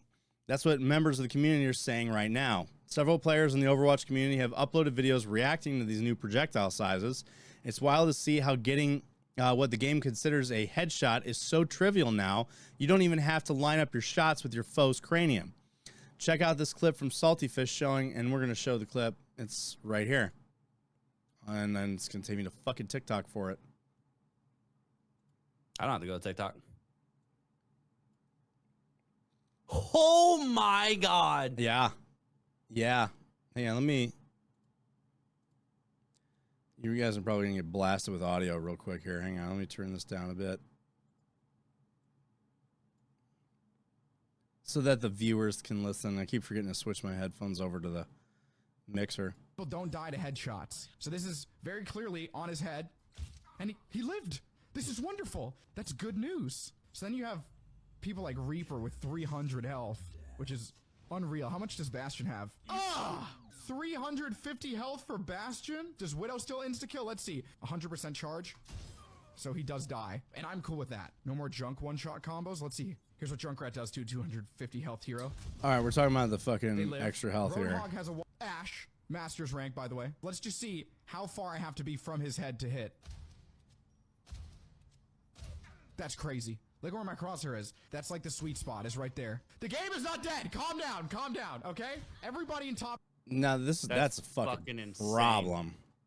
There's another one too. So it's not all bad news. As Salty Fish points out, your health increase means certain one-shot attacks no longer kill you upon impact, but these projectiles sizes still feel like a bit much. And here's this video too. That's insane. Here's the second video on his cursor wasn't even fucking on that person. No, it wasn't. The crosshair wasn't even on the fucking character model, and it's still registered. That's nuts. Wait, is this not? No, it's not. They're taking the skill. Like Overwatch has a pretty high skill gap. That's why they have separation in ranked between PC and console. PC cannot play ranked with console. Like if you have friends, you cannot play ranked with them that are on a separate platform. You have to, console is with console, PC is with PC. And I love it that way because it's ranked. It makes sense. So you have to play pubs with anybody else that's like cross-platform. Oh, let me rephrase. That's on a console to a PC. But that makes sense. I feel like the way they did that is phenomenal. But they're taking the skill out of this 100%. Absolutely. Like, Overwatch is a hard game. It's supposed to be. And the skill gap, it takes practice, especially with the different types of wow characters. Oh, crazy! Wow, look at. Did you see this other one at the bottom? The clip by Metro made me audibly gasp. Sojourn is able to unload a full magazine. You learn your fucking terms of her gun into the air next to Soldier 76, and he feels every bullet as if it passed right through him. Like, watch this shit. Fucking. At its finest. Ho! Ho! Oh! He's not even aiming at him. He's aiming next to him, and he's still hitting him. Chat, I need a clip. Sojourn got nerfed. I need it right now. For That's insane, dude. Crazy. That's nuts. I need it. Clip and link. That's how I feel though every time I try to play Call of Duty. Dude, that's why I quit. That's why I quit playing that fucking game. I'm That's what happens surprised. to me. I wouldn't be surprised if this shit came into Call of Duty. I was surprised Call of Duty didn't do it first. Well, it even says right here, it says a person that would play this casually is whatever, but a competitive player, like that's a fucking problem. But this isn't a bug. This is intentional. This is all intentional. If I shoot several inches away from a character's head and still have it considered a critical hit, that's fucking crazy. It's absolutely crazy. You know what games would never? Hell Let Loose, Ready or Not, shit like that. So let's crank out this worthless Xbox news. So next gen Xbox aims to be the largest technical leap you've ever seen. Yeah, they always say that. Every year. So on Thursday, the leadership of Microsoft Xbox gaming division shared an update on their plans for the platform going forward. And surprise, it wasn't exactly the earth-shattering paradigm shift that the internet doomsayers had predicted. Yes, some Xbox games will be going multi-platform, but we don't know exactly which ones yet. Big ticket tent poles like Starfield and Indiana Jones definitely will not. Boo. But the biggest surprise of the 22-minute chat between Phil Spencer and Sarah Bond, Matt Booty, and Tina Amini came with a conversation turned to hardware. Despite what? If they're still keeping that shit, I don't give a fuck what Phil Spencer has to say about Helldivers then.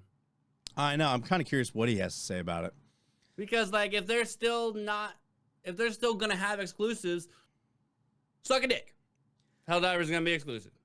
So despite ongoing rumors that Microsoft is getting out of the gaming hardware, the execs say that it definitely isn't the case. In a blog posted on to Xbox Wire the same time as the podcast dropped, Xbox's Jeff Rubenstein wrote, Xbox consoles will continue to provide a flagship experience for players. Flagship my dick.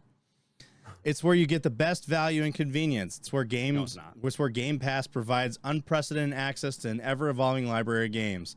To be clear, Game Pass will continue to be only available on Xbox platforms. Not true at all. It's on PC. I'm pretty sure he meant Microsoft platforms. Yeah.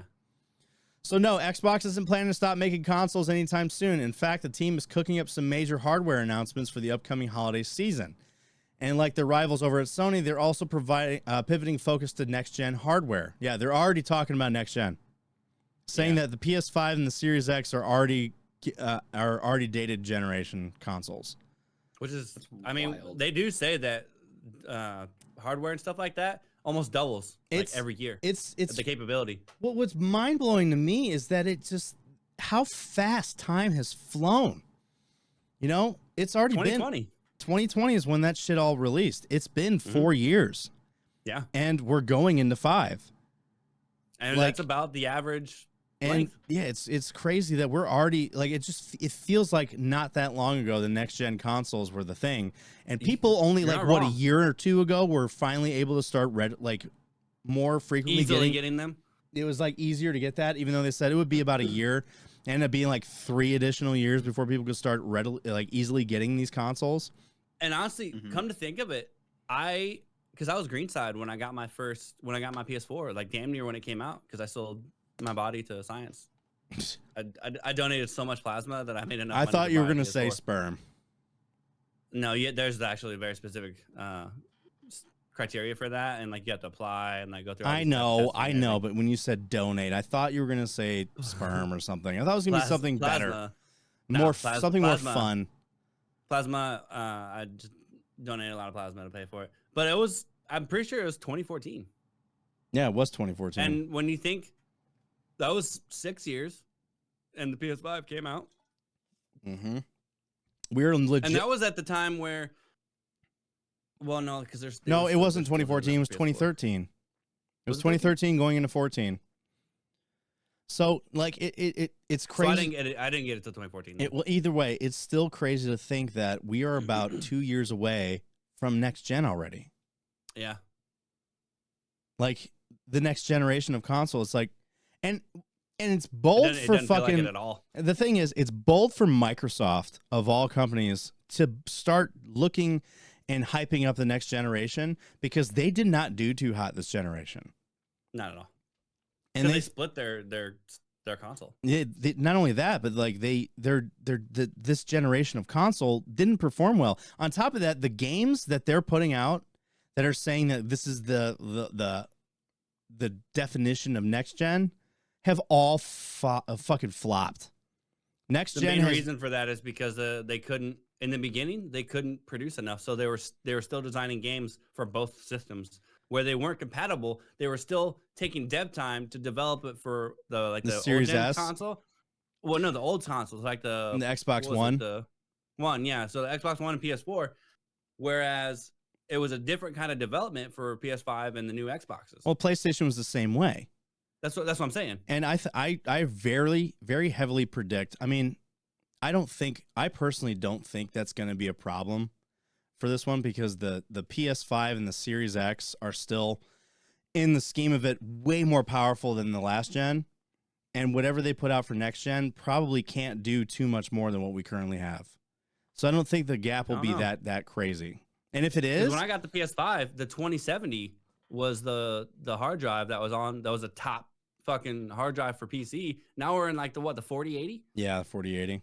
Mm-hmm. And like even still, like I don't think, if anything, what they'll probably end up doing is that they will not focus on having games for last gen.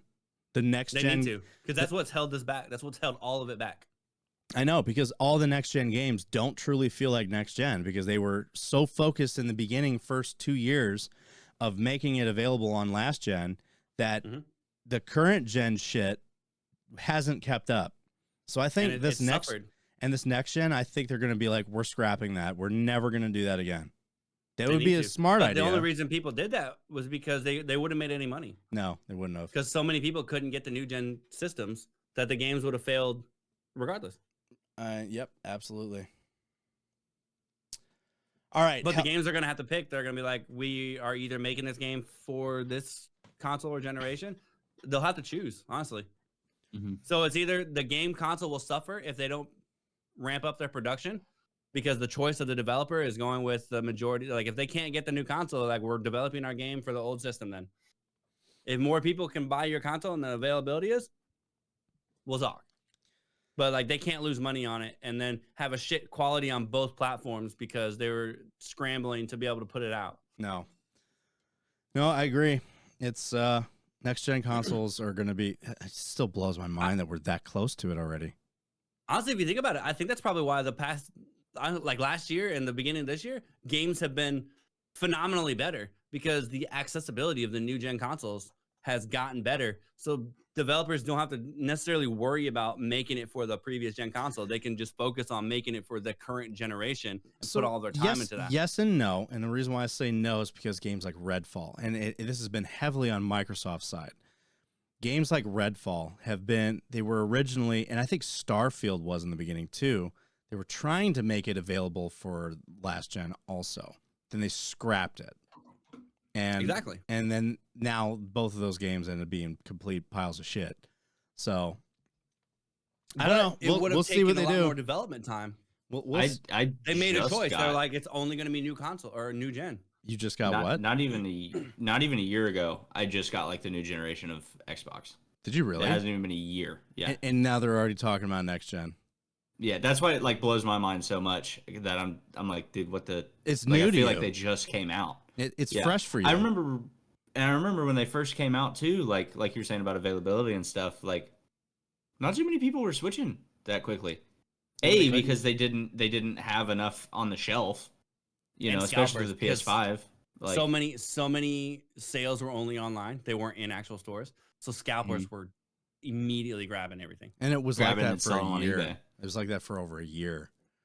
Mm-hmm. Like it was crazy. So I never concerned myself with getting one. That's why part of the reason I went to PC. Well, there was even scalping issues with that with the GPUs. Yep. Yeah. Well, I got a little Pre-built. the Alienware pre-build. I still regret that to this day. Which, talking about that too, about GPUs like changing, felt like 3 months after I got my PC, all these new games, my PC couldn't run it. Yep. And I'm like, shit, I just bought this and now I'm having trouble running these games. You know what you should That's have one of the done? reasons I prefer console, You know, honestly. Blake, what you should have done is that you should have gotten a Paradox PC. Oh, Jesus. Shameless plug for them. They are There our you go. sponsor, so. But they do make awesome PCs. Like And if you use code Regiment, you get a discount. You do get a discount. But their PCs are great. Their PCs are great. Like very good quality PCs. Like they don't skimp out on the hardware. They do try to cut costs in certain hardware, but it's everybody I know that's gotten a PC that hasn't gotten a Paradox PC regret it. Because they optimize them and all that stuff. Another cool thing is like they build them. So it's not like you're going to fucking Walmart and just buying whatever's on the shelf that they've mass produced. So like A lot of them they'll build on like their stream too. they'll build them on the stream. So like, and the customization options are pretty awesome. My next PC is going to be a Paradox PC for sure. Just got to say, I'm gonna look into it because I'll probably need a new one. I'm definitely going to need a second one, especially for podcasting. So like my whole thing with all the IT shit that I do, gaming shit that I do, and then podcast shit I do with editing and stuff. If I'm editing an episode and I'm rendering it, my PC is like, I can't use it because it uses so much CPU to render that episode. My PC is out of commission for at least an hour and a half. So it's like, I can't do, I mean, I could do like some homework, but I can't run like the coding programs that I do. So I can't do my game stuff. I can't play a game. I can't do coding. I can't do anything. I gotta wait. It locks down productivity. Yeah, Just do one thing. and that's why I want two. But I also want I want to move and buy a new house so that I can have an actual like fucking studio. I mean, I kind of have a studio right now. So if you were here in person, my wife's desk is across from me, which is typically also used as a guest desk. And then the topics I have on a fucking 40-inch TV on the wall so that the guest and me can read the articles together. And I have a camera that faces that. What? My God. What? I was checking out the pre-builts on BR Paradox. They have a $6,000 behemoth. Oh yeah, dude. Some of the PCs, like you can, the thing is with Paradox PCs is that you can go as low as like $1,300, which is like the average price of a PC, or go absolutely all out on a PC and buy like a fucking $7,000 rig, which will be like, it'll power a fucking nuclear warhead with that shit. Dude, the Awesome. specs on this thing Yeah. are fucking crazy. And it's because it's I noticed the really expensive ones, the case is gigantic. It has like 100 fans. The best GPU on the market, the best CPU on the market, the best cooling system on the market, the best motherboard on the market, the best RAM on the market. It's like you can That's go. actually what I'm looking for the RAM. And the thing with RAM is that you can, if a good motherboard, you can add RAM to it. 48 gigs. You've been having RAM issues, huh? No, I got new RAM. Oh, good. Okay. I extended my RAM. Speaking of RAM, we're going to talk Helldivers 2 now, guys. We're here. We're here at the end. We can talk about it. We can finally just vomit all of our fucking managed democracy on everybody for liberty, for Super Earth. You have been saved. Please do not Listen, resist. if you are a Helldiver player and you are fighting the bugs right now, you need to get your fucking ass in gear and get over and fight them bots. And you know, it's funny because I've actually been seeing in their Discord and on Twitter and on TikTok and stuff, people are like talking about how hard the bots are, and that's why they don't want to fight them. Yeah. And it's like, yeah, Oh no. no wonder why we're losing these planets. Everyone's afraid of the fucking bots, you know? They are rough. They are fucking They are very rough. Yeah. Everyone just wants to play Starship Troopers. Everybody wants to just, I mean, I get it. Killing the bugs is fun, and that has its own level of intensity as well. And challenge. But the bots, it's a whole different play style. It is an And they absolute. call in level. fucking reinforcements, and they got rockets and shit. Dude, fucking Malevolent Creek will change, man. I'm telling you. It fucking, It changes a man. But you know what else changes Losing a the man? war. Just spiral at night. So the Helldivers are fucking fighting war on 3 fronts. One front being the automatons, or what are they? What else? How do they say it? Automatons. The other It's spelled front, the same. It's spelled the exact same. the other front is the Terminids, which is the bugs, and the third front is the fucking server issues. That's not where I saw that going. Yeah. The third front is the server issues. If you can get into the game, and the other problem is if you Doc's camera just shit out on him. Excuse me, I'm right here. It's Really. Can you really see quick him? while he's fixing that? What? I cannot. What do you mean? You got to piss? I do. Okay. I'm that guy. We'll I take- know. Did Okay. it freeze on your end? Well, 'Cause it's not frozen on my end. It froze on my end. Yeah. Regiment in this podcast is also partnered with BR Paradox. BR Paradox is a company that specializes in custom built PCs. So if you have an idea for a cool custom built PC, they can definitely give you the hookup on that. But if you're not in the market for custom PCs, BR Paradox has a wide array of pre-built PCs that you could choose from at great prices. And if you're not in the market right now for a new PC, BR Paradox will definitely hook you up with an optimization. Optimizations take around 10-15 minutes to do, and they're very awesome. I highly recommend them. I had my PC optimized by them, and it's never run smoother since. BR Paradox also has a list of renowned customers ranging from LeBron James, Chris Brown, members of FaZe Clan, and even Angela White from your favorite orange and black site, if you know what I mean. So head on over to brparadox.com to get yourself a PC today or an optimization. And remember to use promo code REGIMENT at checkout. That's promo code REGIMENT down here at checkout. All right, so the other war front is the fucking servers. So Helldivers 2 devs respond to server issues as it passes all-time Steam concurrence of Destiny 2 in Starfield. And I think now that's impressive. It's been teetering back and forth between number 4 and number 3 of largest concurrent player base on Steam. And that's just Steam. When you think about that, that's phenomenal because I think the 2 that it competes with are free to play. Well, okay. Starfield's Like not free Counter-Strike to play. and Dota? Oh, Counter-Strike, yeah, sure. But see, the thing is, Destiny 2 is not free to play. It's free to try. And PUBG. Listen, you're talking to a person that's used to religiously play Destiny. Religiously. Like, I played Destiny 1. I used to do 30 raids per week on Destiny 1. That's probably why you like this game so much. I'm all for the grind. I don't give a fuck. Let's see. I mean, this game is basically Destiny meets Starship Troopers. Let's see how many hours I have in Destiny 2. And this is just since I started playing the game again, which was last year. Last year alone, for Destiny 2, I have 786.9 hours last year. I played. I wish I could count my game time like And that on the console. Yeah, I know it's great. But and I'm going to tell you right now, I started playing Destiny 2 on PC. The 786.9 hours is in the course of like 6 months ish, give or take. That's crazy. I used to play We don't it have a lives, lot. okay? Huh? Yeah. We're nerds. We don't have lives. So anyway, What's grass? I don't know what grass is.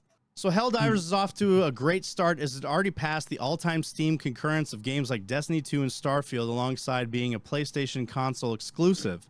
However, developer Arrowhead Game Studios has said those massive amounts of players are causing server capacity issues it is working without delay to fix.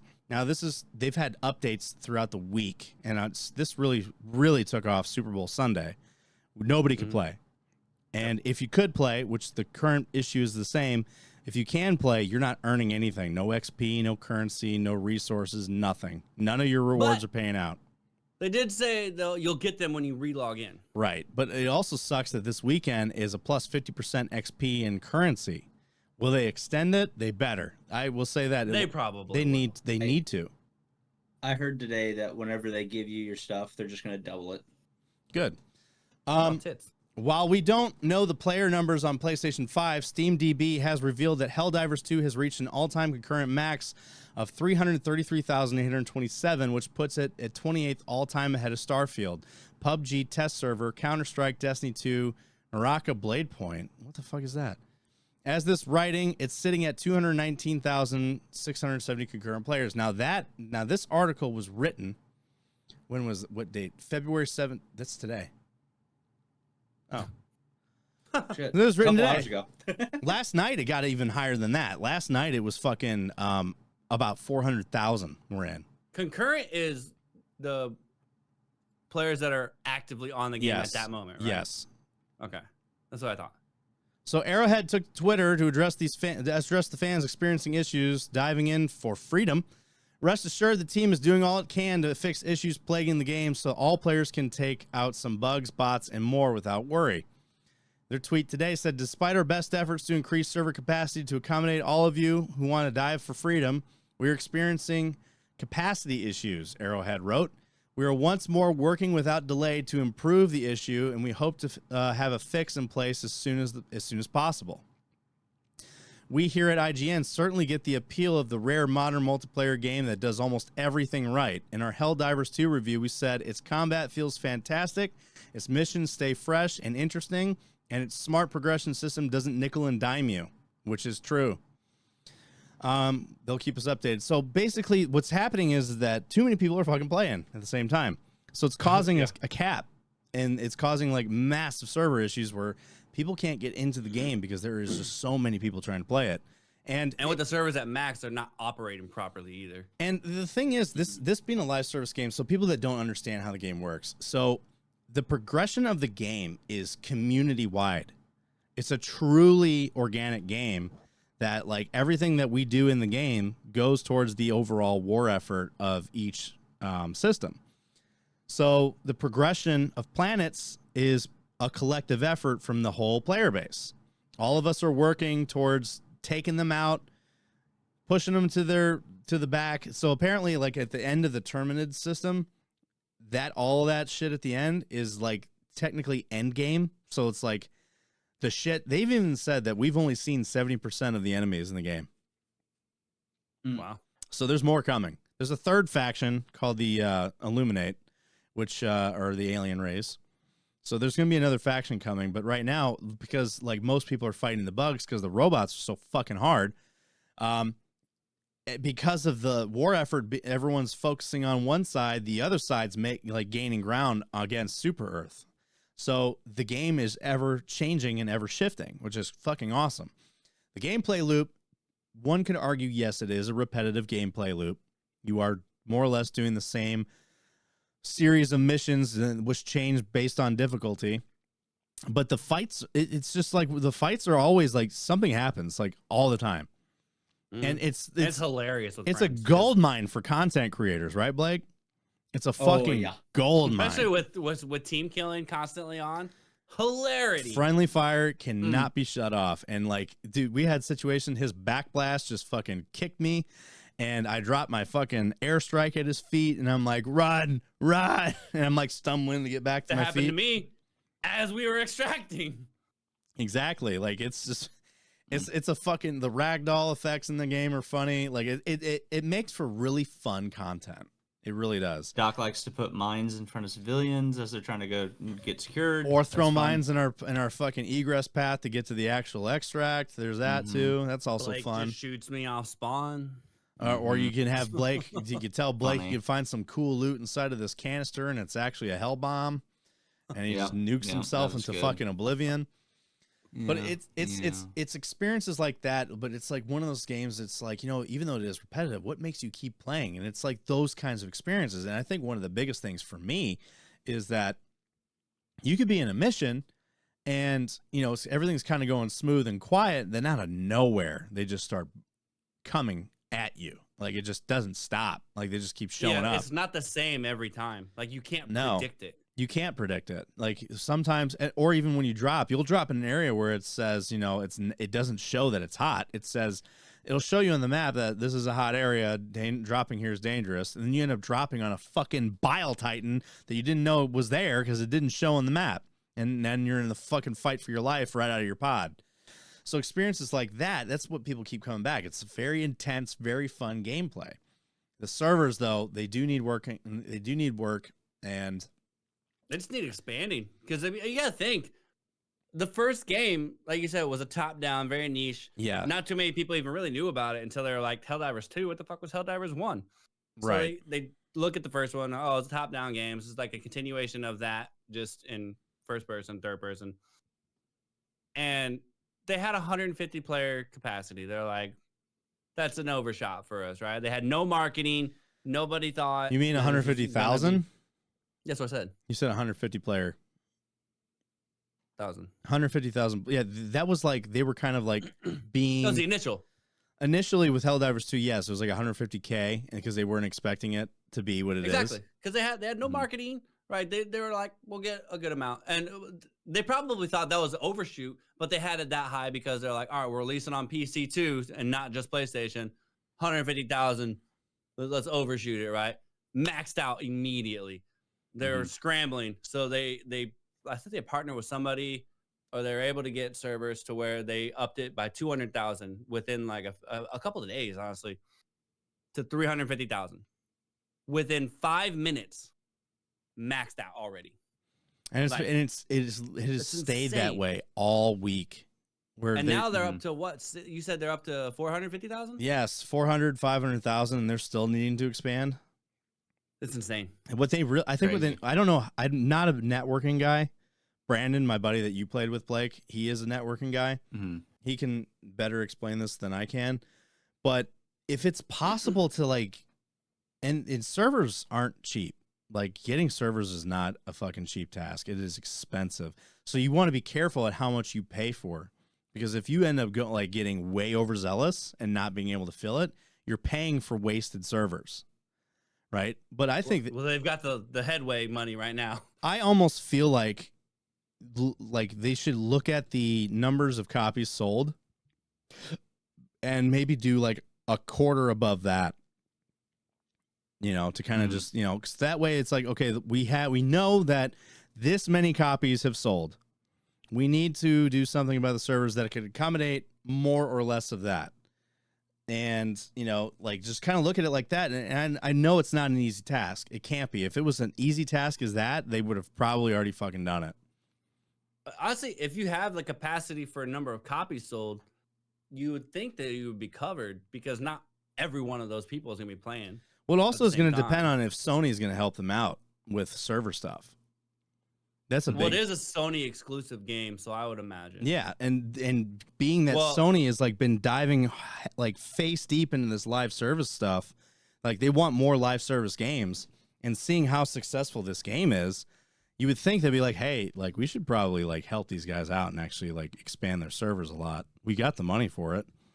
Well, that might be what they're waiting on, is Sony to free up spots. Like Probably. I'm sure there's like a contract or something to there, and Sony is the ones trying to figure this out.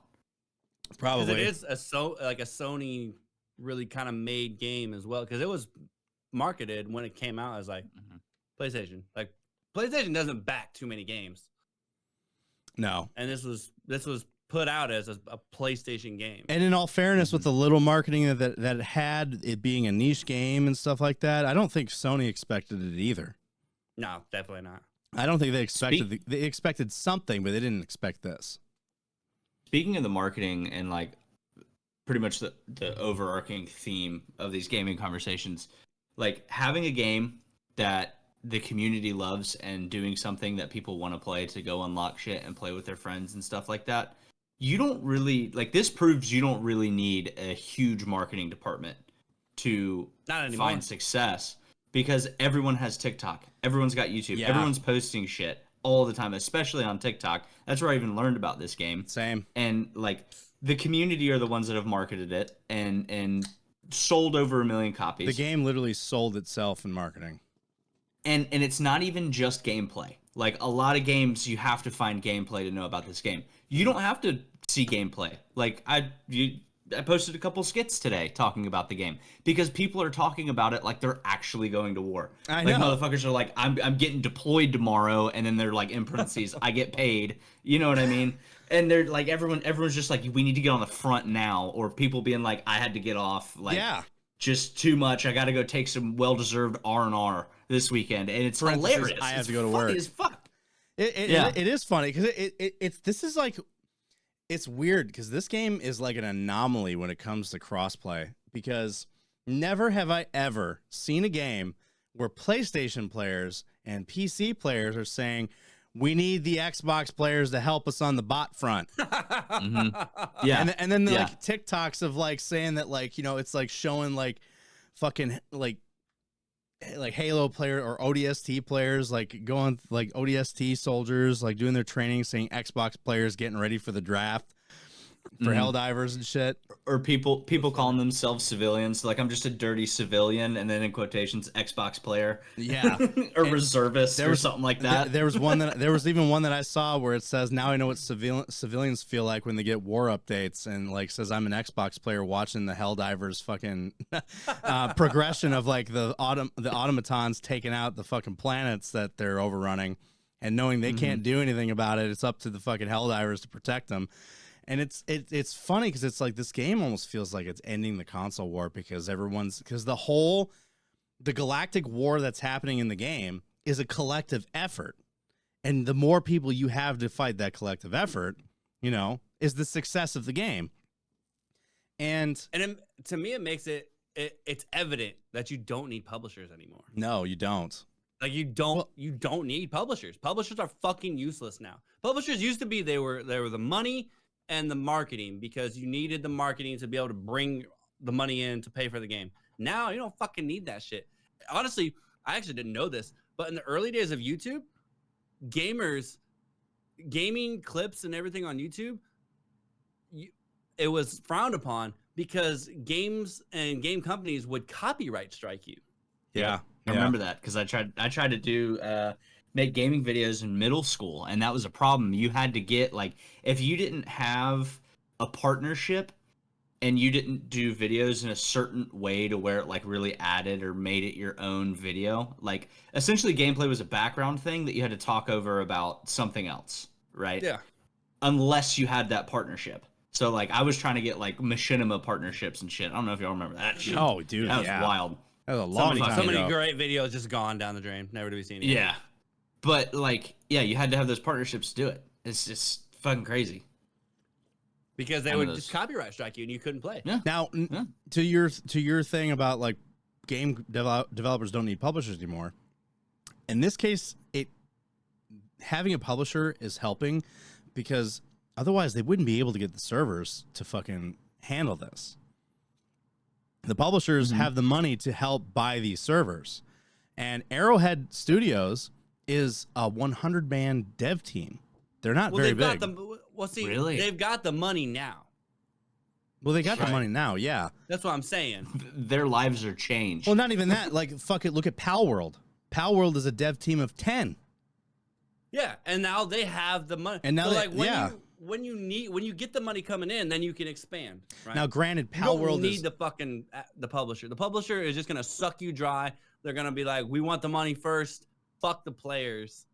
Right. And we're gonna do whatever we can. That's why Call of Duty and all the big games are downhill. Pal World is an odd example to use in this, because you know it's similar in the fact that it's a game that nobody expected to be what it is now and take off the way it did in a dev team that's really small. Alpha. And it's still an early access alpha, but the difference between that and Helldivers is that Pal World's not a live service game at all. So like in updates and like new content isn't going to roll out like what fucking Helldivers is. Like Arrowhead even said the roadmap sort of now, because they're not finished. Well, yeah, and they're not finished, but like with Helldivers, like they had to change their roadmap. The roadmap that they had, that they currently have had, they had to scrap it, and like they're currently scrambling to make a new one. First, they're going to work on the servers and shit and get the game up and running and everything working before they push out more content. Which the plan is for this is that they're going to have content coming out twice a month. So like events and shit that happen twice a month to keep the game organic. They didn't expect what they currently have planned. They didn't expect this amount of players. Right. Well, they're still going with the plan of that, but the roadmap for stuff has got to change, like because they didn't expect the player base, which is crazy that they had to do that. Yeah. Like all the wars that they've got would be over like that because so many people are contributing to it. Oh, I know. Or at least you would think if you actually get your ass onto the automatons and fight the fucking war. That's right, you fucking bug boys. Get off. Stop Help us. Help us for the love of God. Dude, if you I look- want to see my children again. I miss my mother. My wife is expecting me to make it home. And that's the funny thing about Helldivers. Don't expect to survive. 100%. No. If you you're gonna look, die. if you look at the galactic map and you look at how many divers are playing the Terminids and how many divers are playing the automatons, it's like the amount of deaths, too. last night I saw 250,000 players playing the Terminids and less than 50,000 or 30,000 playing the fucking automatons. I'm gonna see if I can get in really quick and look at this number. I probably won't even be able to get in the game. No, you I'm probably kind of won't. curious, but I do want to see this number with it like maxed out. It's See, I also want to see if in 24 hours, with the attitude on social media of where the fight needs to be, because like that's another cool thing about this with the whole social media tie-ins with this game is like people are talking to each other and they're like, oh shit, like I didn't even know it was that bad over there. We got to move our forces over there and go help out that effort. You know what I'm saying? Well, the thing is, it's funny because even today, like it's funny because like I think it's a combination of no one being able to connect and people mostly turning their fight to the wrong side. Even it's like throughout the day, you'll have dispatch from Super Earth High Command. Grave news, Helldivers. The defense on both Dropnir and Mantis was spread too thin and thus failed at holding off the automaton offense. Now, the socialist robot menace has established significant footholds in both planets, so we lost the planets. I love how they make it like it's a real news. I know. Like it's a real news. Even their TikTok is like basically a fucking world news broadcast, like CNN or something. where it's like a news update where they talk to you about it. But before we go into that, we got to talk about Phil Spencer's response to the game not being on Xbox. Now, here's the thing. I don't care anymore. I don't care because he said the exclusive games Right. aren't going away. He can suck a dick. On one hand, I'm like, fuck you, you know, like with the exclusive thing. On the other hand, and the other reason why I'm like, I'm kind of glad they're not, because the servers would be like, they're already on fire now. Far fucking They'd be worse. way, way, way worse if Xbox was involved. So Phil Spencer says that he isn't happy with it not being on Xbox. This is what I was telling you about. He said, I'm not exactly sure who it helps. So if you're not happy with Helldivers 2 skipping Xbox, you're not alone. Head of Xbox, Phil Spencer, has suggested that he wants the popular shooter to be released on Microsoft's console too, saying that he's not exactly sure who it helps for Helldivers 2 to be on PlayStation 5 console exclusive. I'm just saying that's how PlayStation people feel about Power World. Okay. This comes as Helldivers 2. Saying, tit for tat. I know. This comes as Helldivers 2 enjoys an incredibly successful launch on PS5 and PC, amassing so many players that it strained servers. Being a Sony-published game, we're unlikely to get an Xbox port, especially not anytime soon. I predict it'll come to Game Pass at some point in the next year. If they get the servers. I think... Oh, it's, by the way, servers are at capacity right now. So just throwing that out there. Spencer was asked about this console exclusivity in an interview with journalist Steven Totilo, as spotted by IGN. Here, he's clearly not pleased with the PvE shooter skipping Xbox. He says, because of how popular it is. I will say, when I look at a game like Helldivers 2, it's a great game. Kudos to the team shipping on PC and PlayStation. I'm not exactly who it helps in the industry by not being on Xbox, says Spencer. If you try to twist yourself to say, like, somehow that benefited somebody somewhere. But I get it. You know what's crazy? So Power World is PC and Xbox. Helldivers is PlayStation and Xbox. PC Both and of them, PlayStation. That's what I mean. Yeah, PlayStation and PC. Both of them are phenomenal, and they did hugely well. They sold, they topped fucking like the Steam charts and everything.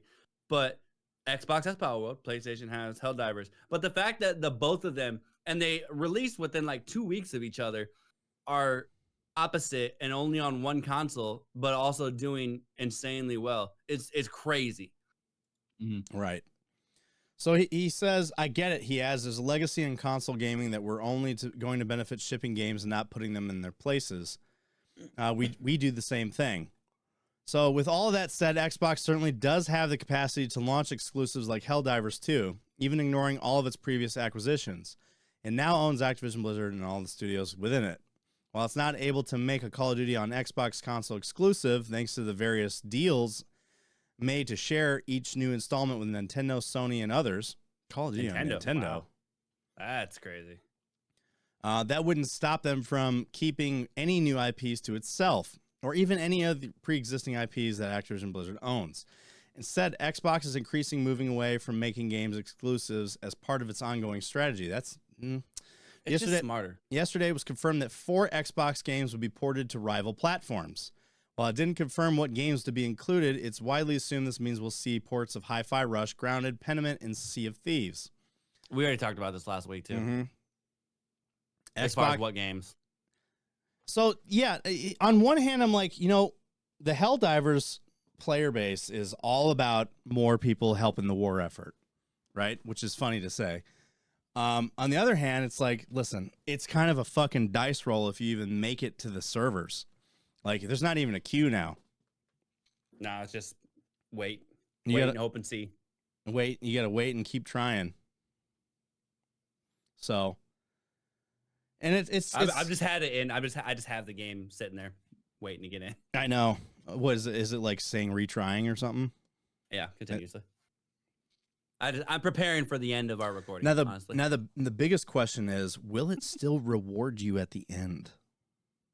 I want to see if it rewards me for what we did yesterday. I think it might. I'm sure it would. But yeah, Helldivers 2 is a fucking awesome game. I highly recommend it. Honestly, but me being if you're not on Xbox. Well, here's the thing. Here's what I will say with this. Wait to buy it. Because if you buy it now, you're probably gonna have a fucking nightmare of a time trying to play the game. And you're gonna get pissed off because like everybody in their Discord is blowing their Discord up about fucking, you know, how they can't connect to the game. And it's also like their Discord server is like throttling people from getting in. Like nobody can invite people to the Discord anymore. It took me 2 days to get into the Discord because I had I kept retrying because it said new members are paused at the moment. And I just happened to fucking try it randomly and it worked. Wow. So yeah, like it's one of the it's a fucking awesome game. I'm very excited to see the future of it. Blake is excited because it's gonna fucking give him content for a long time. Very excited, dude. I'll be honest. I took a break from streaming because of school. I'm like trying to get all my schoolwork done so that I can start streaming again and actually like fucking make content out of this. Because it's that fun. It is that fun. Mm-hmm. And I feel like I'm like neglecting my VR right now because I played that a lot and then I haven't touched it in about 2 months because of school and shit. Isn't this your last last semester? Yeah. Semester, yeah. The thing is, yeah, it's my last semester, so I'm like really, really, really hoping to get in soon, or to get done. You said VR. This is random. Have you played the NFL, the quarterback experience? No, I've been playing Ghost of Tabor, Onward, Wrath of Asgard. Thing is, certain games I have to be mindful because my game room is very, very small. The ceiling is very, very low. And like any kind of overhead thing that I do, like throwing a grenade, I have to underhand throw them. Swinging a sword, I've cut my hand fucking hitting the little fucking grid that holds my ceiling tiles in because it's so low. Like if I stand up, I can like an old person's basement. It's got like that shitty wood paneling and everything. Yeah, my house was built in the fucking 40s or some shit like that. Was it? Yeah, it's an old house. It's a small house. It was a starter home, and now with housing prices being what they are, I can't fucking afford to buy another one. But that's just another story for another time. So, but yeah, dude, fucking.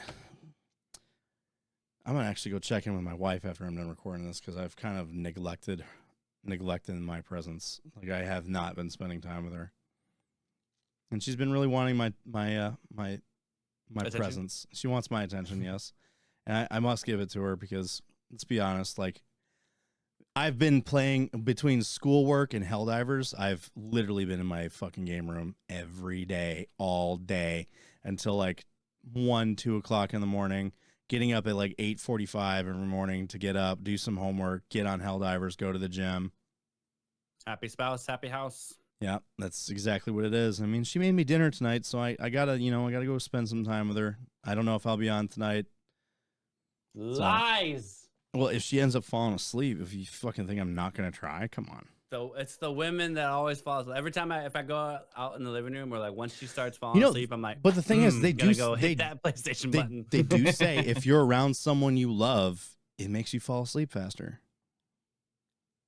There you go. Blake, do you have a girlfriend? Yeah, he does. Across the country. Oh, gonna be playing Helldivers with her tonight. That's how we spend time together. We just play video games. Long distance. Is that who was in your video? Well, I saw a he TikTok video. was there. He was there like last week, right? I was there for like a month. That's why I thought you had a completely different setup. That was the TikTok I saw. I was just like, did he like get a completely different? He did have a different setup. Because it wasn't his setup. I have a whole computer over there. Yeah, the computer. Like I thought you got a girlfriend and then moved in with her, and that like you guys have like a couple's game room, like how me and my wife have. I mean, they will be. Is that the plan? When are you guys moving in? October. Are you moving in with her? Yeah. Where's she's got 2 little ones. So what state? Utah. Oh, you're coming up to like the central U.S. Mm-hmm. Utah's Florida. Dude, Utah's about to start paying state taxes. Utah's a beautiful state, though. It is. If you get out of the city. It's a very boring state. Is what it is. Well, I mean, anybody could say that about Wisconsin. Yeah, true. Also. Yeah, but you also don't do outdoorsy things like I do. So, like, there's a lot. Because it's cold up there. Let me put it this way, go outside. Blake. I don't know if you know anything about what fucking river floats are. Yes, I'm from the Midwest. Okay, so every summer, so we have a lot of rivers up by me. Every summer, there's a place called Apple River where it's like you get on these tubes and you float down the river. It's like a 4-hour float with like a fucking tube that holds a cooler, and you're all tied together and shit. And you're just kind of lazily floating out. It's like it's like an actual river that's made to a lazy river that's got bar stops, campground stops. Everyone's partying and fucking getting hammered on this river, and that's what we do up in the Midwest. We float on the river and just party. Because there's nothing fucking else. Sounds awesome. Dude, didn't you do this like last year or something? Because I feel like it was 2 years ago. Because that's what you were doing. I haven't done the river float since the first summer that me and Alicia were dating. So it's been like 2 years since I've done it. Okay, so that makes sense. I remember when you guys did that. She had never done it before. I took her out for that, and it was like we went at the worst time of the year. We went at the end of summer, so it was like mid to late August. You're supposed to really go in July. That's when the real party happens. But we went in August. I don't know why. And then the temperature started getting cold. So we were like freezing our asses off in the river, and there was nobody there. There was no parties. It was like very, very like anticlimactic. And I've been hyping it up to her. I was like, oh, this is like an awesome time. And like it gets wild. Like you see people playing Bago naked at the campgrounds and shit. You got chicks showing their tits. It's like Mardi Gras on the water. It's a great time right there. It's a fantastic time. But when I went, it wasn't like that. And apparently a lot of these campgrounds are starting to change to be more like family friendly, which is stupid.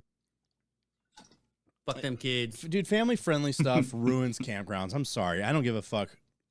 I think there should be campgrounds for families and other campgrounds for people that aren't there with families, you know? True. And like I have a warning, this is not a family and specific friendly. And some of those same campgrounds should also have no permanent parties where they like stay, like they have a camper there all the time, all year round, because that takes away from it too. The permanent parties ruin everything because they go there in the summer. They're like, it's my time to get away from people like you. And it's like, so don't go to a campground, you fucking weirdo. Yeah. All right, go to gentlemen. The woods like a real camper. Yeah, go to the woods, like sleep on the ground, let in the rain, modern with your whoopee and poncho. Poncho liner. No fire. So let's wrap this up, boys, because fucking Super Earth needs us. That it does. Fucking for managed democracy. Hopefully our hell pod is working because right now I'm in the queue. Yeah, I know. I tried to open it and all of my apps are just black. I can't even see you guys. Oh, you got a black screen? So that's like everything's just black. I can hear everything. I can't click on anything. All my internet. If you get Discord, if you get the black screen, you got to verify your game files. I don't even know what that means. We'll talk about this after. Dude, somebody hit my trash can outside. It's unfortunate. Yeah, it was standing, and now it's like halfway in the road, laying in the middle of it. Is there snow out there? Oh, you know what? Maybe it was the wind. It's super windy today. Tonight. Well, anyway, guys, thanks for hanging out with us. Blake, thanks for hanging out with us also. You want to be on the next episode? Yeah, why not? Fuck it. I Might mean, as you're well. gonna be the new stand-in for me while I'm off doing naval experiments. Yeah, we Might as well start getting used to it. Yeah, so you're gonna be a reoccurring guest, and I'm gonna fucking ping Mandatory Funday and be like, hey, I swear, if y'all do the fucking mandatory Oh. Funday while I'm gone, I'm gonna lose my shit. we're also gonna try to get some guests on in the next month or two. What happened? And there goes Blake. All right, we lost Blake. Okay, what the fuck happened? Before the recording stops, this is the best ending. Well, Blake passed out at the party. He drank too you know, much. you got them Marines, you know, they just This is this happens at every barracks party. Someone always passes out. We lost somebody. What if he restarted his PC and didn't tell us he was about to do it? I'd be like, why did you just do that? Why didn't you, why? It would have been nice to just be there he is. Oh, welcome back to the party. What the fuck happened? Dude, my Discord just crashed. Everything crashed, huh? It just turned off. We were literally saying, I was like, this happens at every barracks party. Someone gets too drunk. We don't see them till the morning. They just pass out. The fucking metaphor of someone just blacking out at the barracks party. That's pretty good. Don't let fucking CQ see his ass. Oh man, that's funny. Anyway, so we'll wrap this up, gentlemen. Thank you all for hanging out with us. Thanks for hanging out at the party. We'll see you guys at the next party. So to be sure to like, subscribe, tell your friends, share it, fucking do whatever you can. It all helps the algorithm. You know, we all love them old algorithms. So, yeah. But comment your favorite emoji. I don't give a fuck. Comment something. Put a letter in. Find a green weenie gif or Penis something. in the comments. Penis. Just write penis in the comments. Don't do that. We might get fired. Tell us which front on Helldivers you're gonna fight on, and there's only one correct answer. Yeah, tell us which front you're gonna fight on in Helldivers, and if you fucking tell us bug, we're blocking you. Anyway, love you guys. Have a good one. See you at the next party.